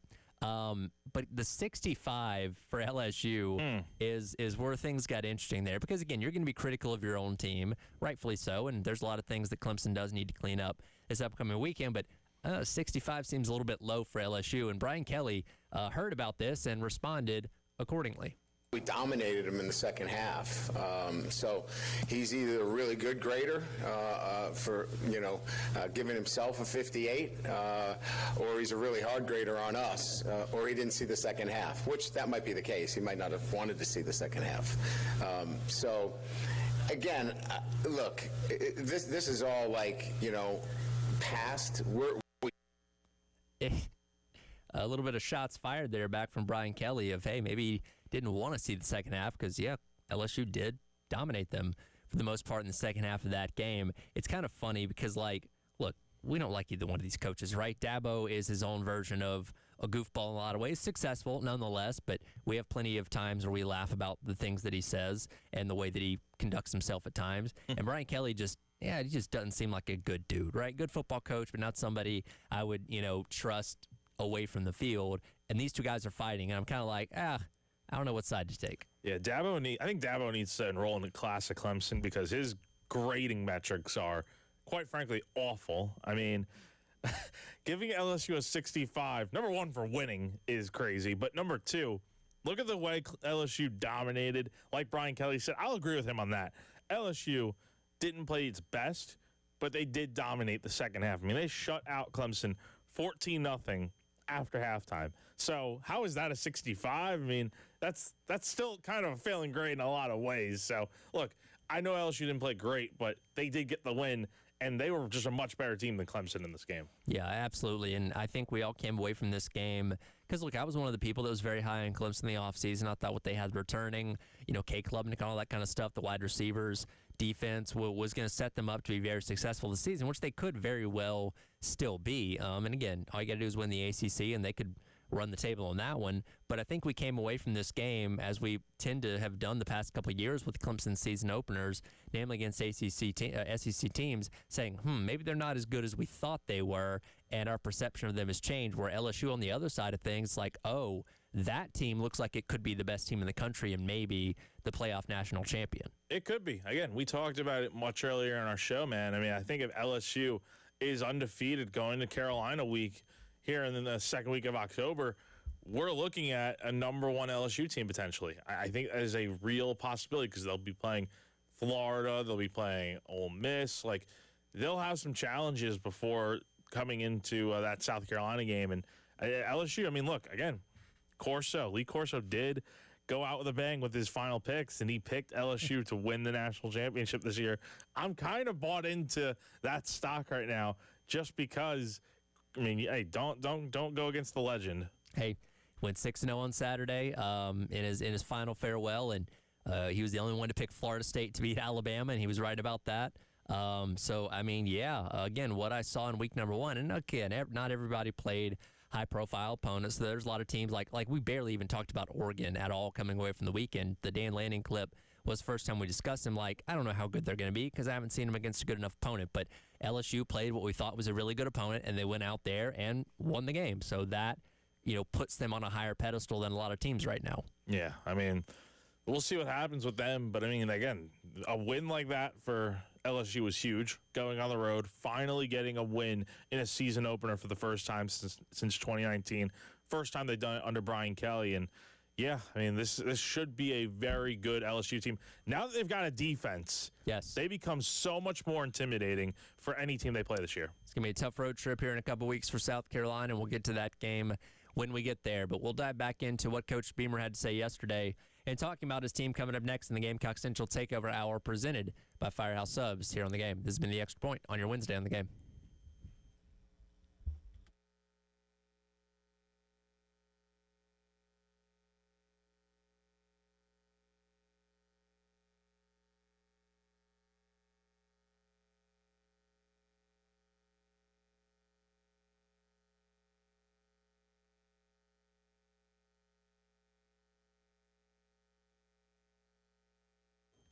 When it comes to HVAC replacements, AAA Heating and Air has your back. They offer guaranteed financing, 12 months with no payments or interest, and a 15-year warranty on parts and labor. So if you need a new system, which there may come a point where you very well do need one, whether your heating doesn't work or your air conditioning unit goes out, maybe you need it, or you just need an electrical repair, they're the best in the Midlands and definitely a company that you should go to.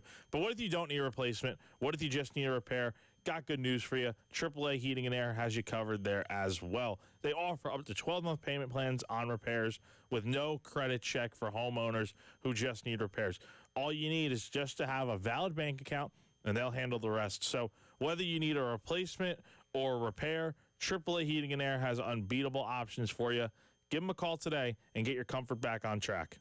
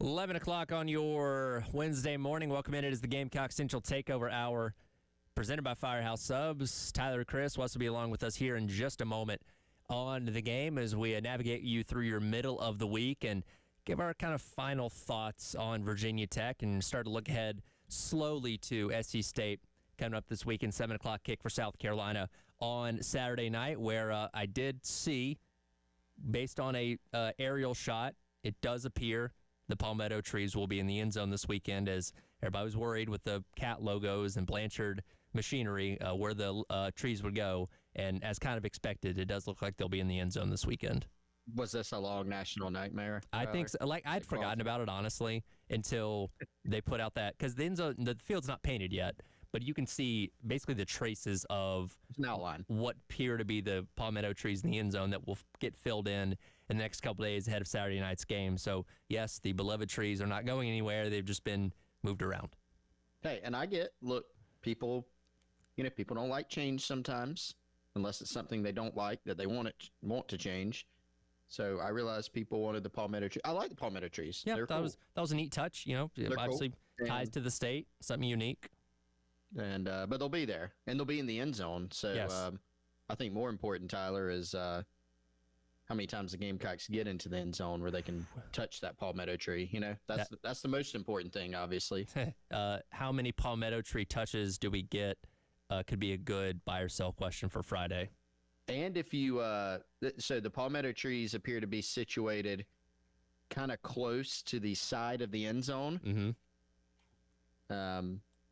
If reverse, Nick Carver, if that thing was painted in Mercedes-Benz Stadium, might have planted a couple feet on one of those palmetto trees. Yes. And then been called out. Yeah, well, apparently, and I, after the show, I saw the Kyron Lacey clip that we were talking about yesterday. I couldn't find it while we were in the middle of doing the show, but yeah, and I get it. That was an SC crew. Sunday was a Big 12 crew, but if that was a catch and Harper's isn't, I don't know what we're doing. Well, the Lacey one, was ruled a catch. Out of all the calls that were made, I'm not sure how many that crew got right. During the LSU game. It'd be great if we could ask them about it after the game, but Oh, that would have been cool. That one, that's the funny thing. Like, Wes was right. Like, that was, I mean, I could actually see that one actually being a catch. Like, okay, cool. Yeah, that's a catch. Why aren't some of these other ones a catch, like the Nick Carver one? I don't know if you saw, Tyler, I actually did a deep dive on Gamecock Central where I tried to go through the rule book.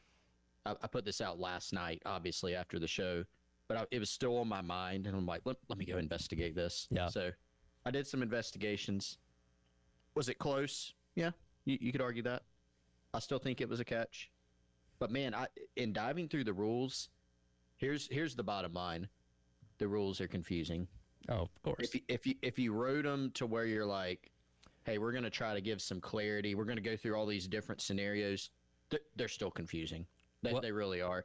And the rule's written where if it's in doubt, it's not a catch. And so maybe that's what the officials went with. Who knows? Well, and Wes, as we learn over time, the more unique situations you get with things like catches, the more layers get added to the rules, which makes the rules more and more confusing and get us in a situation where, again, we don't know what the heck a catch is anymore. Well, and, they're trying to write the rules for every situation, and I get it, but I guess part of that is necessary because you don't want to be in a situation where something happens and there is no specific rule for it, no aspect to the rule that applies to whatever happens. That said, I just think the bar for a catch, I'm not convinced, to be completely honest. I am not convinced that it was a catch based on those rules. I'm not convinced it wasn't. Like, I don't even feel that strongly about whether it should have been a catch or not. I feel strongly about the rules are just, the bar to count as a catch is way too high at this point. And the one thing I do struggle with is the interpretation of, hey, this was ruled a catch on the field. I feel like sometimes they apply the thought process of, hey, if this is, if there is not indisputable evidence you're not supposed to change the call. And then other times they change the call and you're like, yeah, I mean, I think they got that right, but was there really truly clear evidence to change it? And like, I even think that part of the rules is not interpreted the same by every crew from game to game. Yeah, that becomes the difficult part, right? Like, interpreting it crew by crew makes it tough, because one crew may say that's indisputable. Coming back on the replay folks, they may say, my guess, and of course, as Tyler mentioned, it's not like the media gets to interview the officials. That would actually be super illuminating to be able to have them go into more detail than what we got in the stadium, which it was drowned out by crowd noise, but the explanation, the part I heard at least, I think it was just a sentence. The receiver did not maintain firm control to the ground or something of that nature. Firm control was definitely used. And so it must have been that they thought that they had indisputable evidence that he did not have control. My question, and again, this would be great to ask in a setting, which part? Do you think he didn't control it before he touched out of bounds?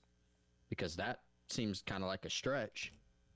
Or do you think he didn't, when he went to ground, that the ball popped loose enough to where he didn't have control? Because then there's a follow-up. Well, did he catch the ball before all that happened? Because if he did, then that doesn't even matter, But these are the questions that we really can't ask. And I said yesterday, guys, not to linger on this point for too awful long because there's other things to talk about and move on to. But, I mean, I kind of sense, if this was the only time it had happened this season, maybe we hear nothing of it. But there are, 3 instances that I can think of off the top of my head already in college football. The LSU Clemson game, you got the TCU catch that was referenced. That's popping up a little bit on social media on our forum. And you got the Nick Harbor catch. We're going into week 2. Yeah. And we already have a good bit of controversy. I kind of sense, do we get more discussion to where there's a clarification at some point after this season, or heck, even in season? The NCAA released a rules clarification saying they were going to start calling something different in the middle of the season last year after the LSU South Carolina game. Yeah. They obviously didn't clarify everything, but related to the punt block rule, hey, it's written this way, but we're going to start calling it a different way. Do we maybe get something like that with catches? Well, and, we're talking about these because these happen in high-profile games between Power 4 opponents. There could be a SEC team. I'm watching Kentucky and Toledo on the SEC network right now. There could have been something in that game that's just not getting attention because that game wasn't viewed as quite as important, that we're not even discussing, but could still be the problem. So we'll see. Hopefully no controversy this weekend as South Carolina takes on SC State, where for the first time since 2014, they will go into this game ranked inside the AP top 10 as they jump from 13th to 10th in the latest rankings yesterday. And I brought this point up earlier on because, the teams ahead of them in Illinois and Arizona State won their games against lesser opponents. I almost wonder if the AP voters are trying to look at this with the new criteria that the College Football Playoff Committee supposedly has, where they value stronger wins and value strong wins against better opponents over wins against weaker opponents. Or saying, hey, if the committee's going to look at it this way, I will too, where Carolina's win over Virginia Tech can vault you past teams that didn't lose, but they beat lesser opponents. Yeah, and so guys, I've been workshopping what may be a column, and I'm just gonna throw it at y'all on this and see what feedback I get on this. Something about being in the top 10 just hits different than even being in the top 11. It's one spot. Yeah. Polls for the most part this time of year, especially the preseason ones, typically I'm like, man, those are kind of meaningless. They're just something to talk about. When people put out their opinions on, hey, this is how the SEC is going to play out, people get ticked off on social media. Dude, completely meaningless. Not worth raising your blood pressure over. But if you're an AP top 10 team, there's a certain level of attention and pressure and, even right down to watch any other game this past Saturday on ESPN. At some point in that game, they gave you a national look. They said, hey, here's the top 10, and they pop a graphic up, and the graphic will say, Texas versus Ohio State. It'll say Ohio State. Oh, they played Texas. It'll say Penn State. Who'd they play? I don't remember. And if they've played their game yet, it'll say the result, and they'll circle, and they'll be like, oh, man, number 6 and number 10 lost today.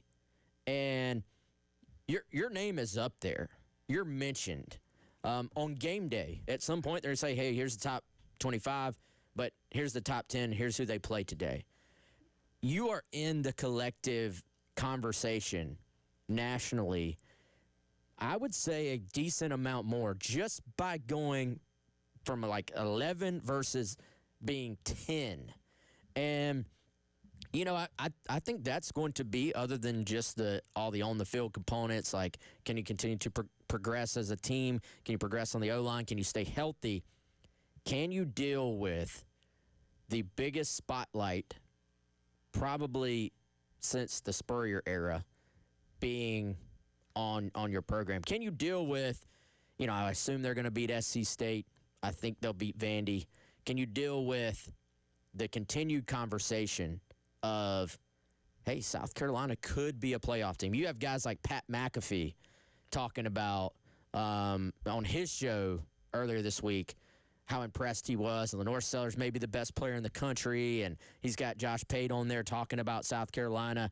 I mean, this is going to be new territory for South Carolina under Shane Beamer, new territory for everybody who was not around, it was a long time ago at this point that South Carolina was winning 11 games every year. Yep. And some people are, to your point, Wes, rightfully pointed out, that South Carolina's been in that position before. Now, they've been in that position before and kind of been able to maintain like a very high ranking. Think about the golden age of the Spurrier years. They had some top 10 teams where they were able to, kind of stay in that range, finish in that range, pre-college football playoff era, obviously. But I think Shane Beamer's message to this team is very much going to be, look, guys, we came in, top 15, whatever it was. We're top 10 now. We've won one game. There are 11 games guaranteed left on this schedule. And I think his message will very much be, if we don't play well, we could go 1-11, throughout the rest of this year. So everybody loves you right now until they don't. But I think you make a great point, Wes. Like I was thinking about that same thing. Like you get that graphic flashed up, your top 10, but one of those teams that was up there, at least, Bama, they would always get the telestrator circle. Look at this result. They got whooped by FSU physically, mentally. Oh, the guys look like they're not even trying out there, for some reason in the FSU game, and all the resulting, fallout from that. And a part of that's because they're Bama, but the spotlight's on you, and good or bad, you have that spotlight that kind of really amplifies everything that happens with your program. So that's a good thing. Shane Beamer talks often about how they want to embrace that. How long can they stay up there? This is the part of the schedule where I think they have a great opportunity to make some hay in these first, 4 or 5 games of the season. Things obviously get more and more difficult, I think, as the season goes on. But if you can lay the groundwork, which they have early on, coming into the season, winning week 1, having some teams ahead of them lose, they've laid a good foundation and groundwork. How much can that help them at the end? Because there's going to be some adversity that hits this season, whether it's in the form of a loss or whatever it may be. They're in a good spot right now. How long can they stay there? Worth noting, if the playoff were to start today, Carolina would be the last team in via the rankings as the number 10 seed. They'd be going on the road to take on Texas, who would be the number 7 seed. A lot of football left to play, but something worth noting of where Carolina currently sits in the rankings as of right now. We'll get into what Coach Beamer had to say yesterday as he looks ahead to South Carolina State this upcoming weekend and puts final touches on VT as the Gamecock Central Takeover Hour presented by Firehouse Subs rolls along here on the game.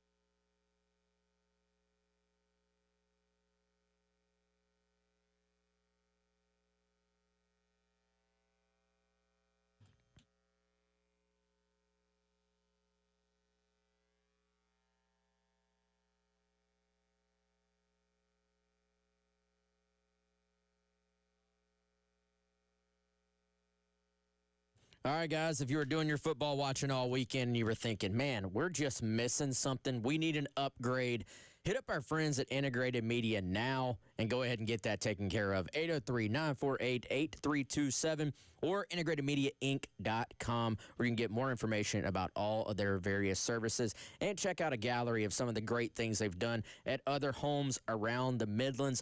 They were at Chris Clark's house. They were at my house. For me, it was all about running Ethernet throughout the house into the home office, making sure that the streaming was where it needed to be. But for you, it may be hanging a TV. It may be a new TV. It may be going with some surround sound. Whatever it is you're envisioning for maybe that living room or even that full-on man cave for your football watching, Integrated Media can help take your ideas, your vision, and bring it to a reality. 803-948-8327 or head on over again to integratedmediainc.com today.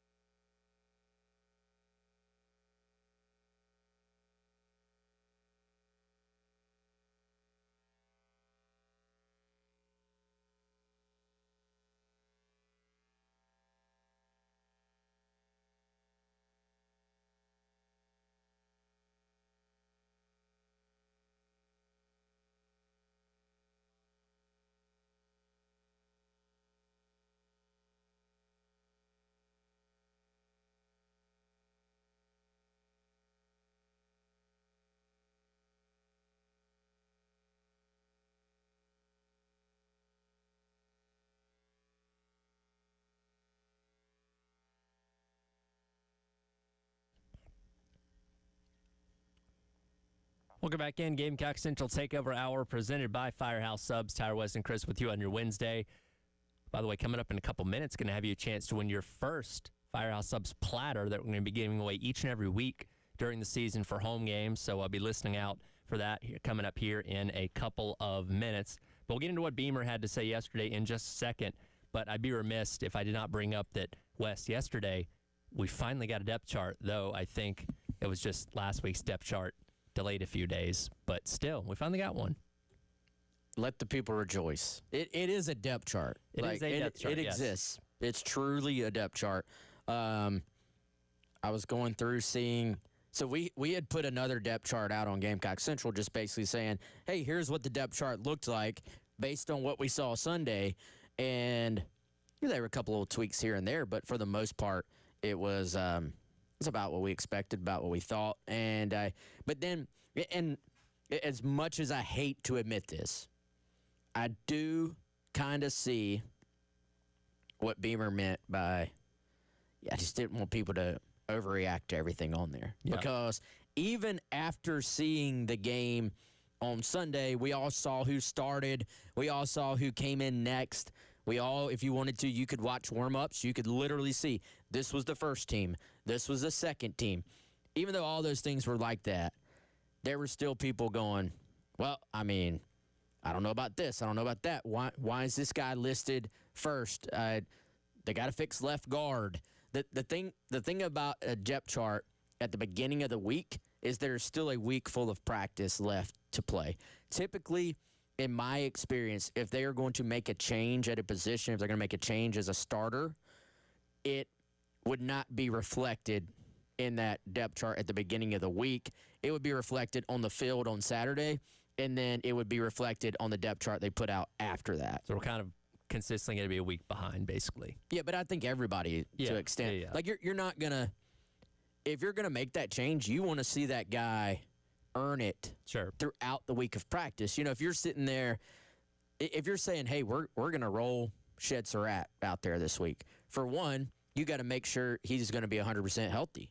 Two, you want to see, all right, we think he's ready, but let's see what he looks like in practice this week, working with the ones, assuming he's back and able to practice. So, you know, I think it truly, from a logistics standpoint, it does make a lot of sense that the depth chart really is just more of a representation of what you saw in the prior game.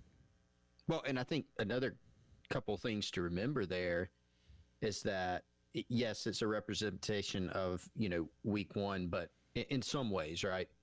But how dated is this thing in reality, right? Was it the case that at left guard, the spots you mentioned, Wes, RJ Newsome, Shed Surratt, like, would Carolina have had Shed Surratt on the depth chart even though they knew he wasn't going to play week one? Like, probably, right? And then from a practical standpoint, I mean, Marquis Anderson went in, played left guard. One reason for that, I imagine, was that Shed Surratt was not available, but he was kind of next man up, right? So a lot of times, especially on the offensive line, you got to look at, you know, you can look at the depth chart, use it as a guide, right? But also what happens in the game, in those situations when they come up. How does South Carolina, you know, choose to administer those playing time decisions? And I think, you know, that's important to remember. You know, Jaquel Holman is the backup at nickelback. Now, not to say he will never play this season. Maybe he'll pull down some nickelback reps, but in reality, is Jaquel Holman the number 2 nickelback, or, you know, do you move Brandon Cisse into that spot and then play, you know, Brandon Cisse and Vakari Swain and Miles Norwood at the corner spots if Judge Collier misses this week, as we expect, since he's doubtful. So, you know, use it as a guide, but don't go up and down the depth chart and say, oh, well, you know, why wouldn't we play this guy? Why is he the number 2? Just important to remember the practical applications of how USC is going to decide these things. Yeah, and we already saw that this past weekend. Cisse playing a ton of nickelback against VT, which I think actually proved to be, they talked a good bit this offseason about how much they liked his versatility. I mean, think about the fact, hey, that was a pretty tight recruiting battle win for them out of the portal with Ole Miss. Ole Miss heavily involved. We know they do well. You know, you even had Kiffin trolling on Twitter about being in Sumter to recruit him. And, you know, you go in, you win that battle, you expect him to come in and play. They love the versatility. The fact that as you were dealing with the mounting injuries, Jalen Kilgore being on a pitch count as well, you were able to slot him at nickel and at corner in the game this past week. I think that's nice to have. But, hey, Jaquel being in the mix, even if Jaquel wouldn't really be first up after Kilgore at nickel, that is a little bit noteworthy that he has worked his way into that mix. And I noticed him out there when Jack Veltri sent me the videos of the pregame because we were trying to put together the starting lineup on Gamecock Central. And I noticed Jaquel out there, with the second or third group, and kind of took a little mental note like, hey, he must truly be in the mix here. To me, this weekend, as we kind of get into SC State, this weekend would be the weekend you do want to start to get, not to look past the game, but you want to maybe be a little bit more liberal in terms of your rotations and getting some of the younger guys in there. And you hope you can get a cushion in this game and just kind of go play. You know what I'm saying? Like, you kind of got late into the game on Sunday, and it was just survive in advance mode. You know what I'm saying? Yep. You're not worried about anybody's feelings. You're not worried about, hey, we need to get some of these young receivers involved. Let's get them the ball. Nobody cared about that once it's the fourth quarter and it's a 2-point game. This week, you would think maybe some of those other things start to come into play. Yeah, absolutely. And we'll get into what Beamer had to say about third downs yesterday as they look back on VT and something they obviously want to improve on going forward. But as we head into this break, each and every week we have a home game this season. We'll give it a chance to win a Firehouse Subs tailgating platter from our guy Larry Chandler that owns the Firehouse Subs that we'll get to go to once a month. So caller number 5 right now at 803-404-6100. Give us a call now, and caller number 5 will win that Firehouse Subs tailgating platter. Come back more. Gamecock Central Takeover Hour presented by Firehouse Subs here in the game.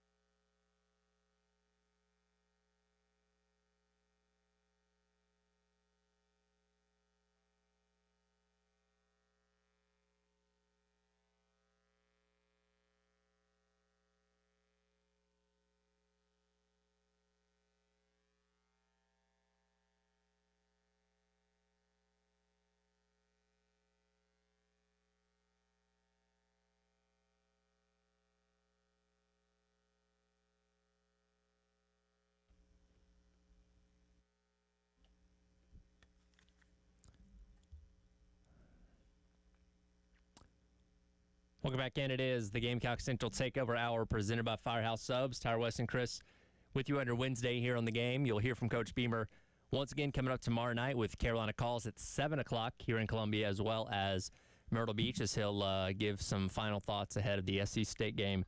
Coming up Saturday, kickoffs at 7, pregame coverage starting locally here at 2 o'clock with Gamecocks Game Day here on the game. Yesterday, Beamer speaking in his Tuesday presser, looking back on some things that were a little bit of a concern over the weekend against Virginia Tech. One of those being consistently getting caught in long third down scenarios. They averaged a 3rd and 9 in that game on Saturday or on Sunday, going only 4 of 12 on third downs. And here's Beamer sharing his thoughts on that. Yeah, that's hard when you're in that number of third downs or that number of long distances on third downs. We got to be better.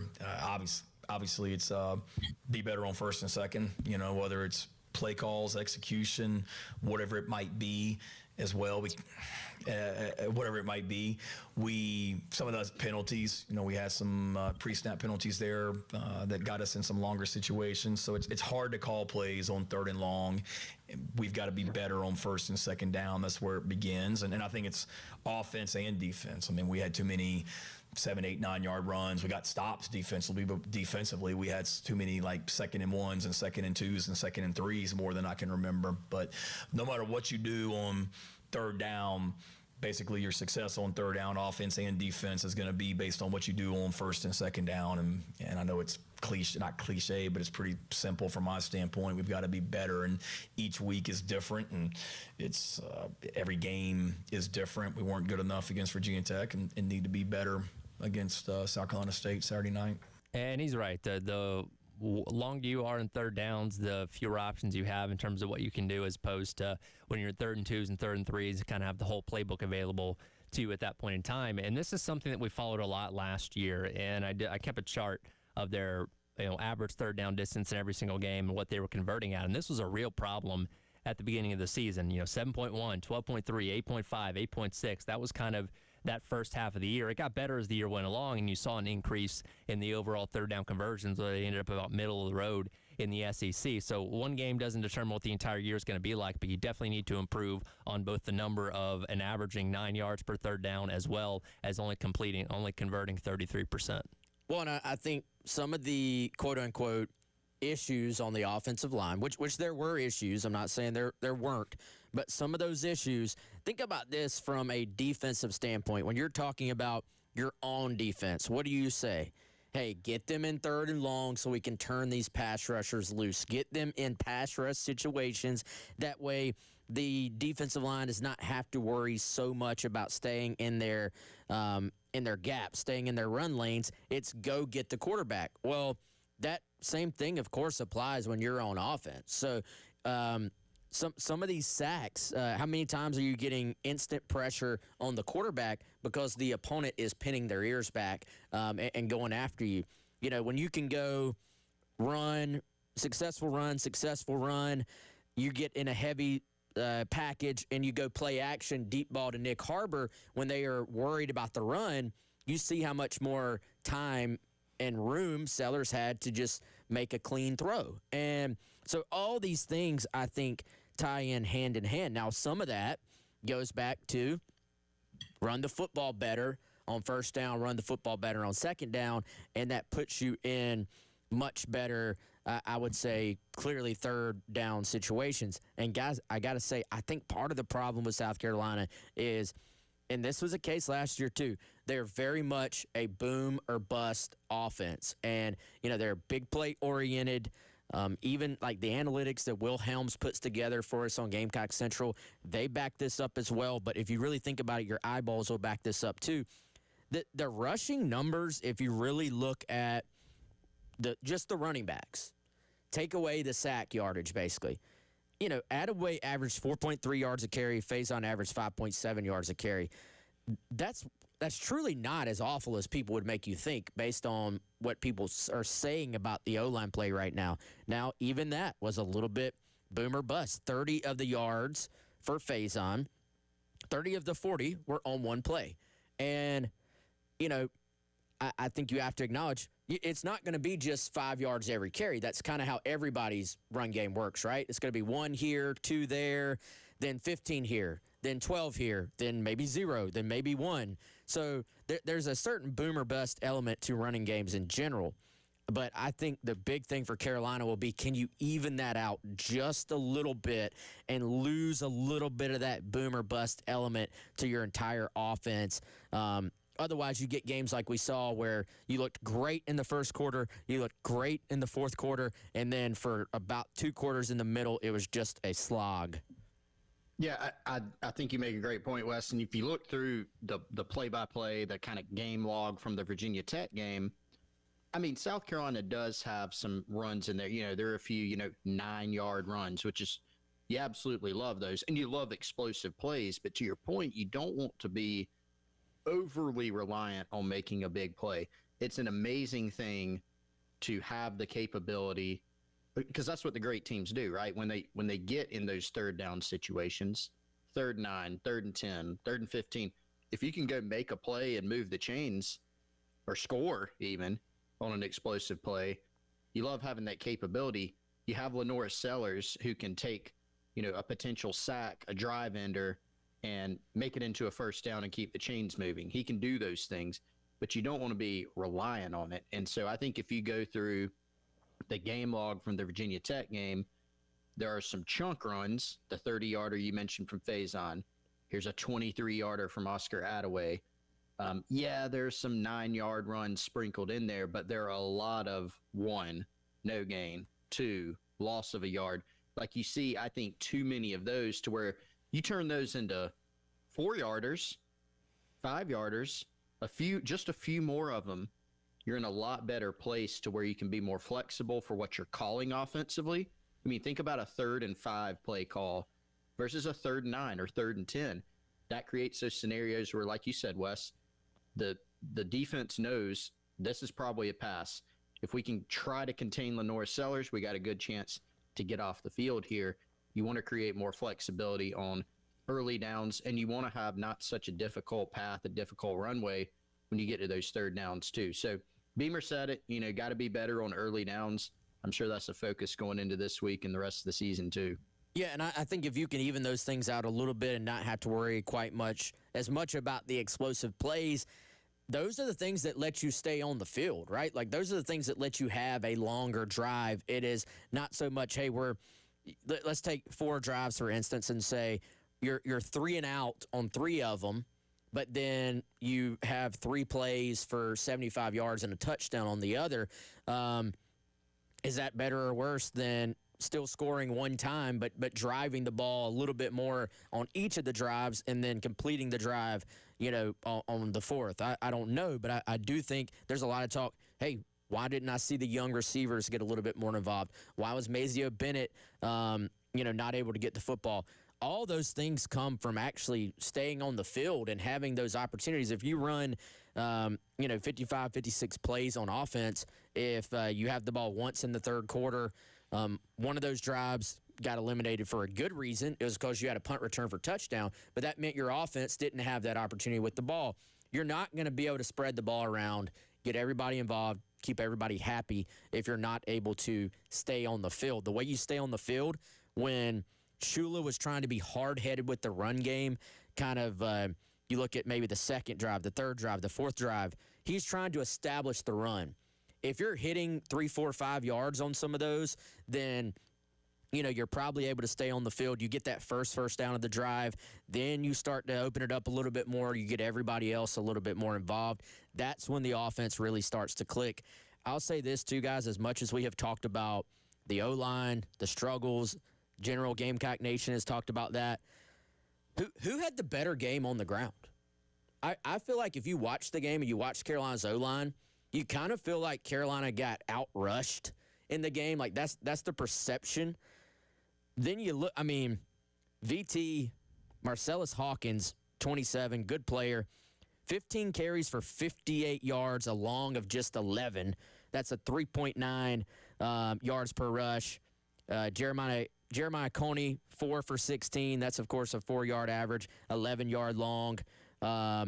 5 for 16 for another guy, 3.2 yards a carry, a long of 9. Your long you gave up on defense was 11.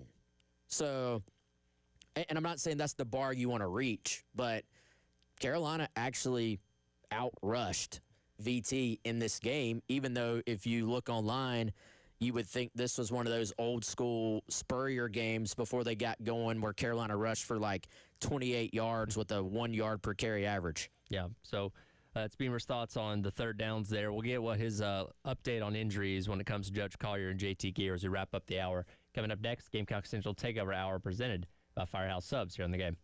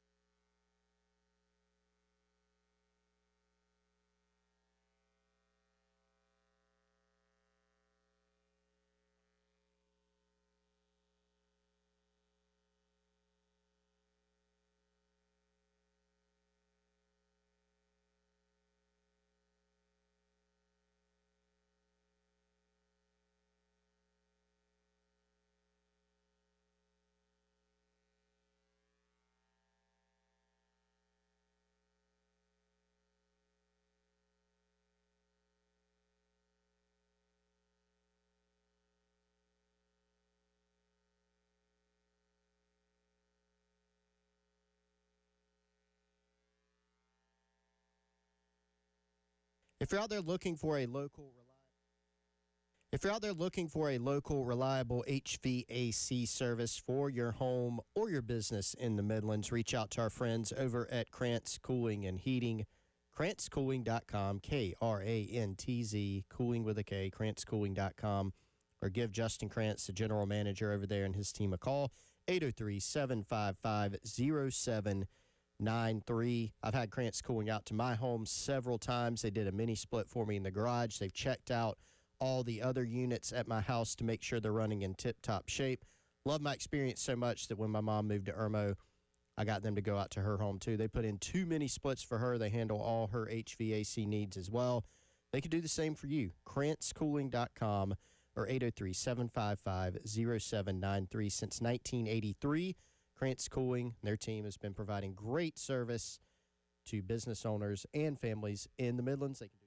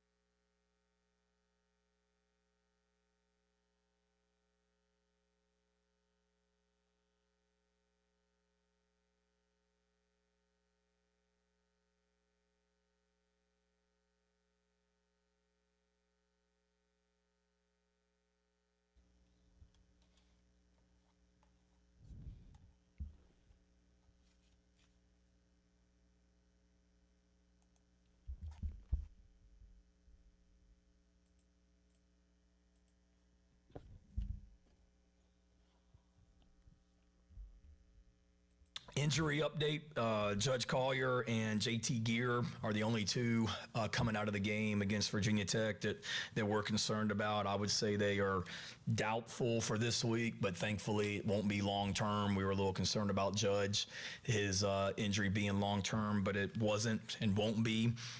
Don't know if they'll be quite ready this week, but we'll see. They're trying like heck to get back. Welcome back in. This is the Gamecock Central Takeover Hour presented by Firehouse Subs. Tyler West and Chris wrapping up the hour here on your Wednesday on the Game. Coach Beamer giving the injury update yesterday at the beginning of his press conference. Of course, Judge Collier getting hurt in game early on Sunday. Returned to the sidelines with a knee/leg brace on. Certainly look concerning, but good to hear that it doesn't seem like it's going to be too long term. And you really feel for a guy like JT Gear, who's been banged up pretty much since he's been on campus, gets a sack and then immediately, reaches up there and grabs his shoulder, getting injured on that play. So sounds like those guys won't be out for too long. Again, you're playing SC State this week, and you can probably afford to let those guys rest a little bit and hopefully get those guys back soon, because they're both obviously playing at two critical spots. Yeah, feel for Gear, man. Like you said, the way he ran down drones on that play, too, like you really saw his natural athleticism, the explosiveness, the closing speed on that play was very impressive. And hate it for him, man. Like you said, I mean, really from the moment he arrived on campus and started playing, had I think it was an ankle injury his first, few games on campus. And so hopefully that won't be too just debilitating in terms of him getting back. And with Collier, I mean, I think we all kind of had I think our minds went to the worst place, like knee, game one, is this a season ender? Obviously, Beamer admitted, hey, they were concerned about that too, but getting him back in the mix, I think that's not something you rush. I'm sure they're going to be pretty conservative with making sure he's very much 100% before coming back. But the good thing here, Chris, is that I mean, all the games are difficult. There's no just layups these days. But in terms of the matchups you have, the first month or so of this schedule, it's really not as daunting as some of the ones have been in the past for South Carolina. Yeah, I mean, if this happened in that, late October, November stretch, if we're making a comparison, worse outcome, right? Because you're losing a guy in Gear that you're really counting on to provide, and made some plays, right, in game one, as you said, and you're counting on him a lot to be in that top 4, top 5 rotation in the edge room, and Judge Collier as a starter and a guy who's, frankly, I think going to have a good chance to jump to the NFL potentially after this season, pending how he does. You mentioned earlier this week, Wes, that the corner depth was tested early in that game when you lose Collier, and there was certainly some concern for both those guys. I think particularly Collier right after the game, and I mean, good evidence there. Shane Beamer after the game, hey, we don't really know. He couldn't say, that it wasn't serious right after the game. I mean, you look at Judge down there on the sideline. He's not dressed. He's got a kind of a cast on the leg, and he's standing on crutches. And you're going, all right, well, what does this mean? But the good news is they got back to Columbia, not as bad as they thought. Neither guy long term. And so you are going to get them back at some point. Again, they're listed officially as doubtful for this weekend. The odds of seeing either of those guys are, I think, 0, this weekend. But hopefully you can get them back as soon as possible, because you do need those guys. You need Judge as a starter. You need JT Gear to go out there and make some plays. And particularly at edge, that's a spot where we know they've had several significant injuries that has really eaten into their depth there. He also went on later in the press conference to talk about Shed Surratt when he was talking about the offensive line, who, of course, was banged up going into the weekend. Didn't really know all the details on that. Didn't travel with the team. But, again, we kind of expected he's in the mix for one of those starting spots, and we don't know what his status is ahead of this weekend. Again, maybe set him out just to be more precautionary and hopefully have him ready for Vanderbilt coming up a week after that. But we do expect him to be in the mix for one of those starting spots whenever he is fully healthy. Yeah, I think there's a decent chance you do see Shed this week. I think if he's truly good to go, which I've heard some rumblings he probably will be, it would be a good thing to get him out there. As a freshman, this is a great game to kind of ease in, I think. So that would be great for him. I think certainly You can see why there were some issues on Sunday.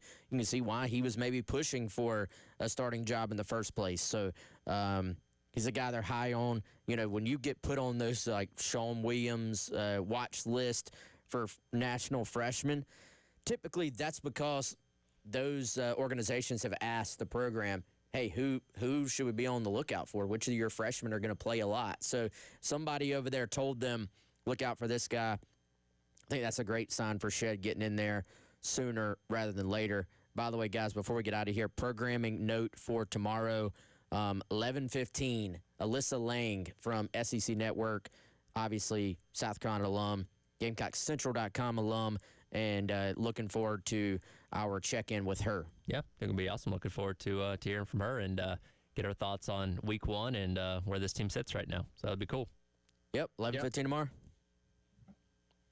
Yeah. So looking forward to that. That'll be coming out tomorrow. I didn't know about this until Wes literally said it. So that's why I'm telling you. you. Thank you. We like the spring surprises. Oh, yeah, you guys I mean, do. you got a full 24 hours of heads up here. It's not Yeah, like, I know. But I was like, okay. Well, that's I news to just me. found out. I wanted to let the people thank know. you. Very cool. Very cool. So looking forward to that.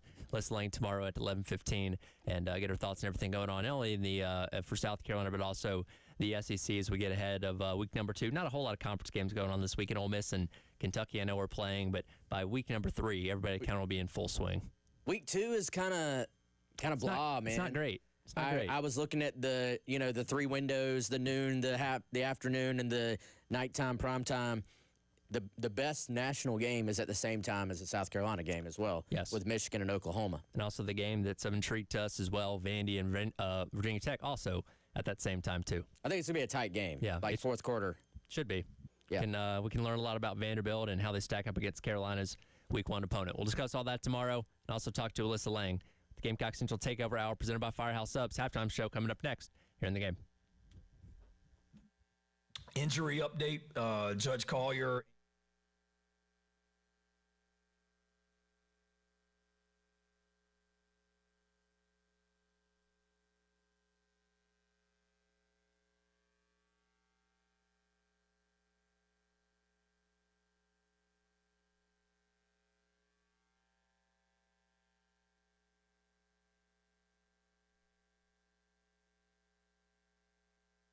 Our friends over at Game Day Men's Health can help you as a man reclaim your vitality by optimizing hormone levels. They specialize in TRT or testosterone replacement therapy, which will help boost your energy and strength. And they're a lot different than other clinics that do similar things. They have in-house labs that can deliver your results in just 15 minutes.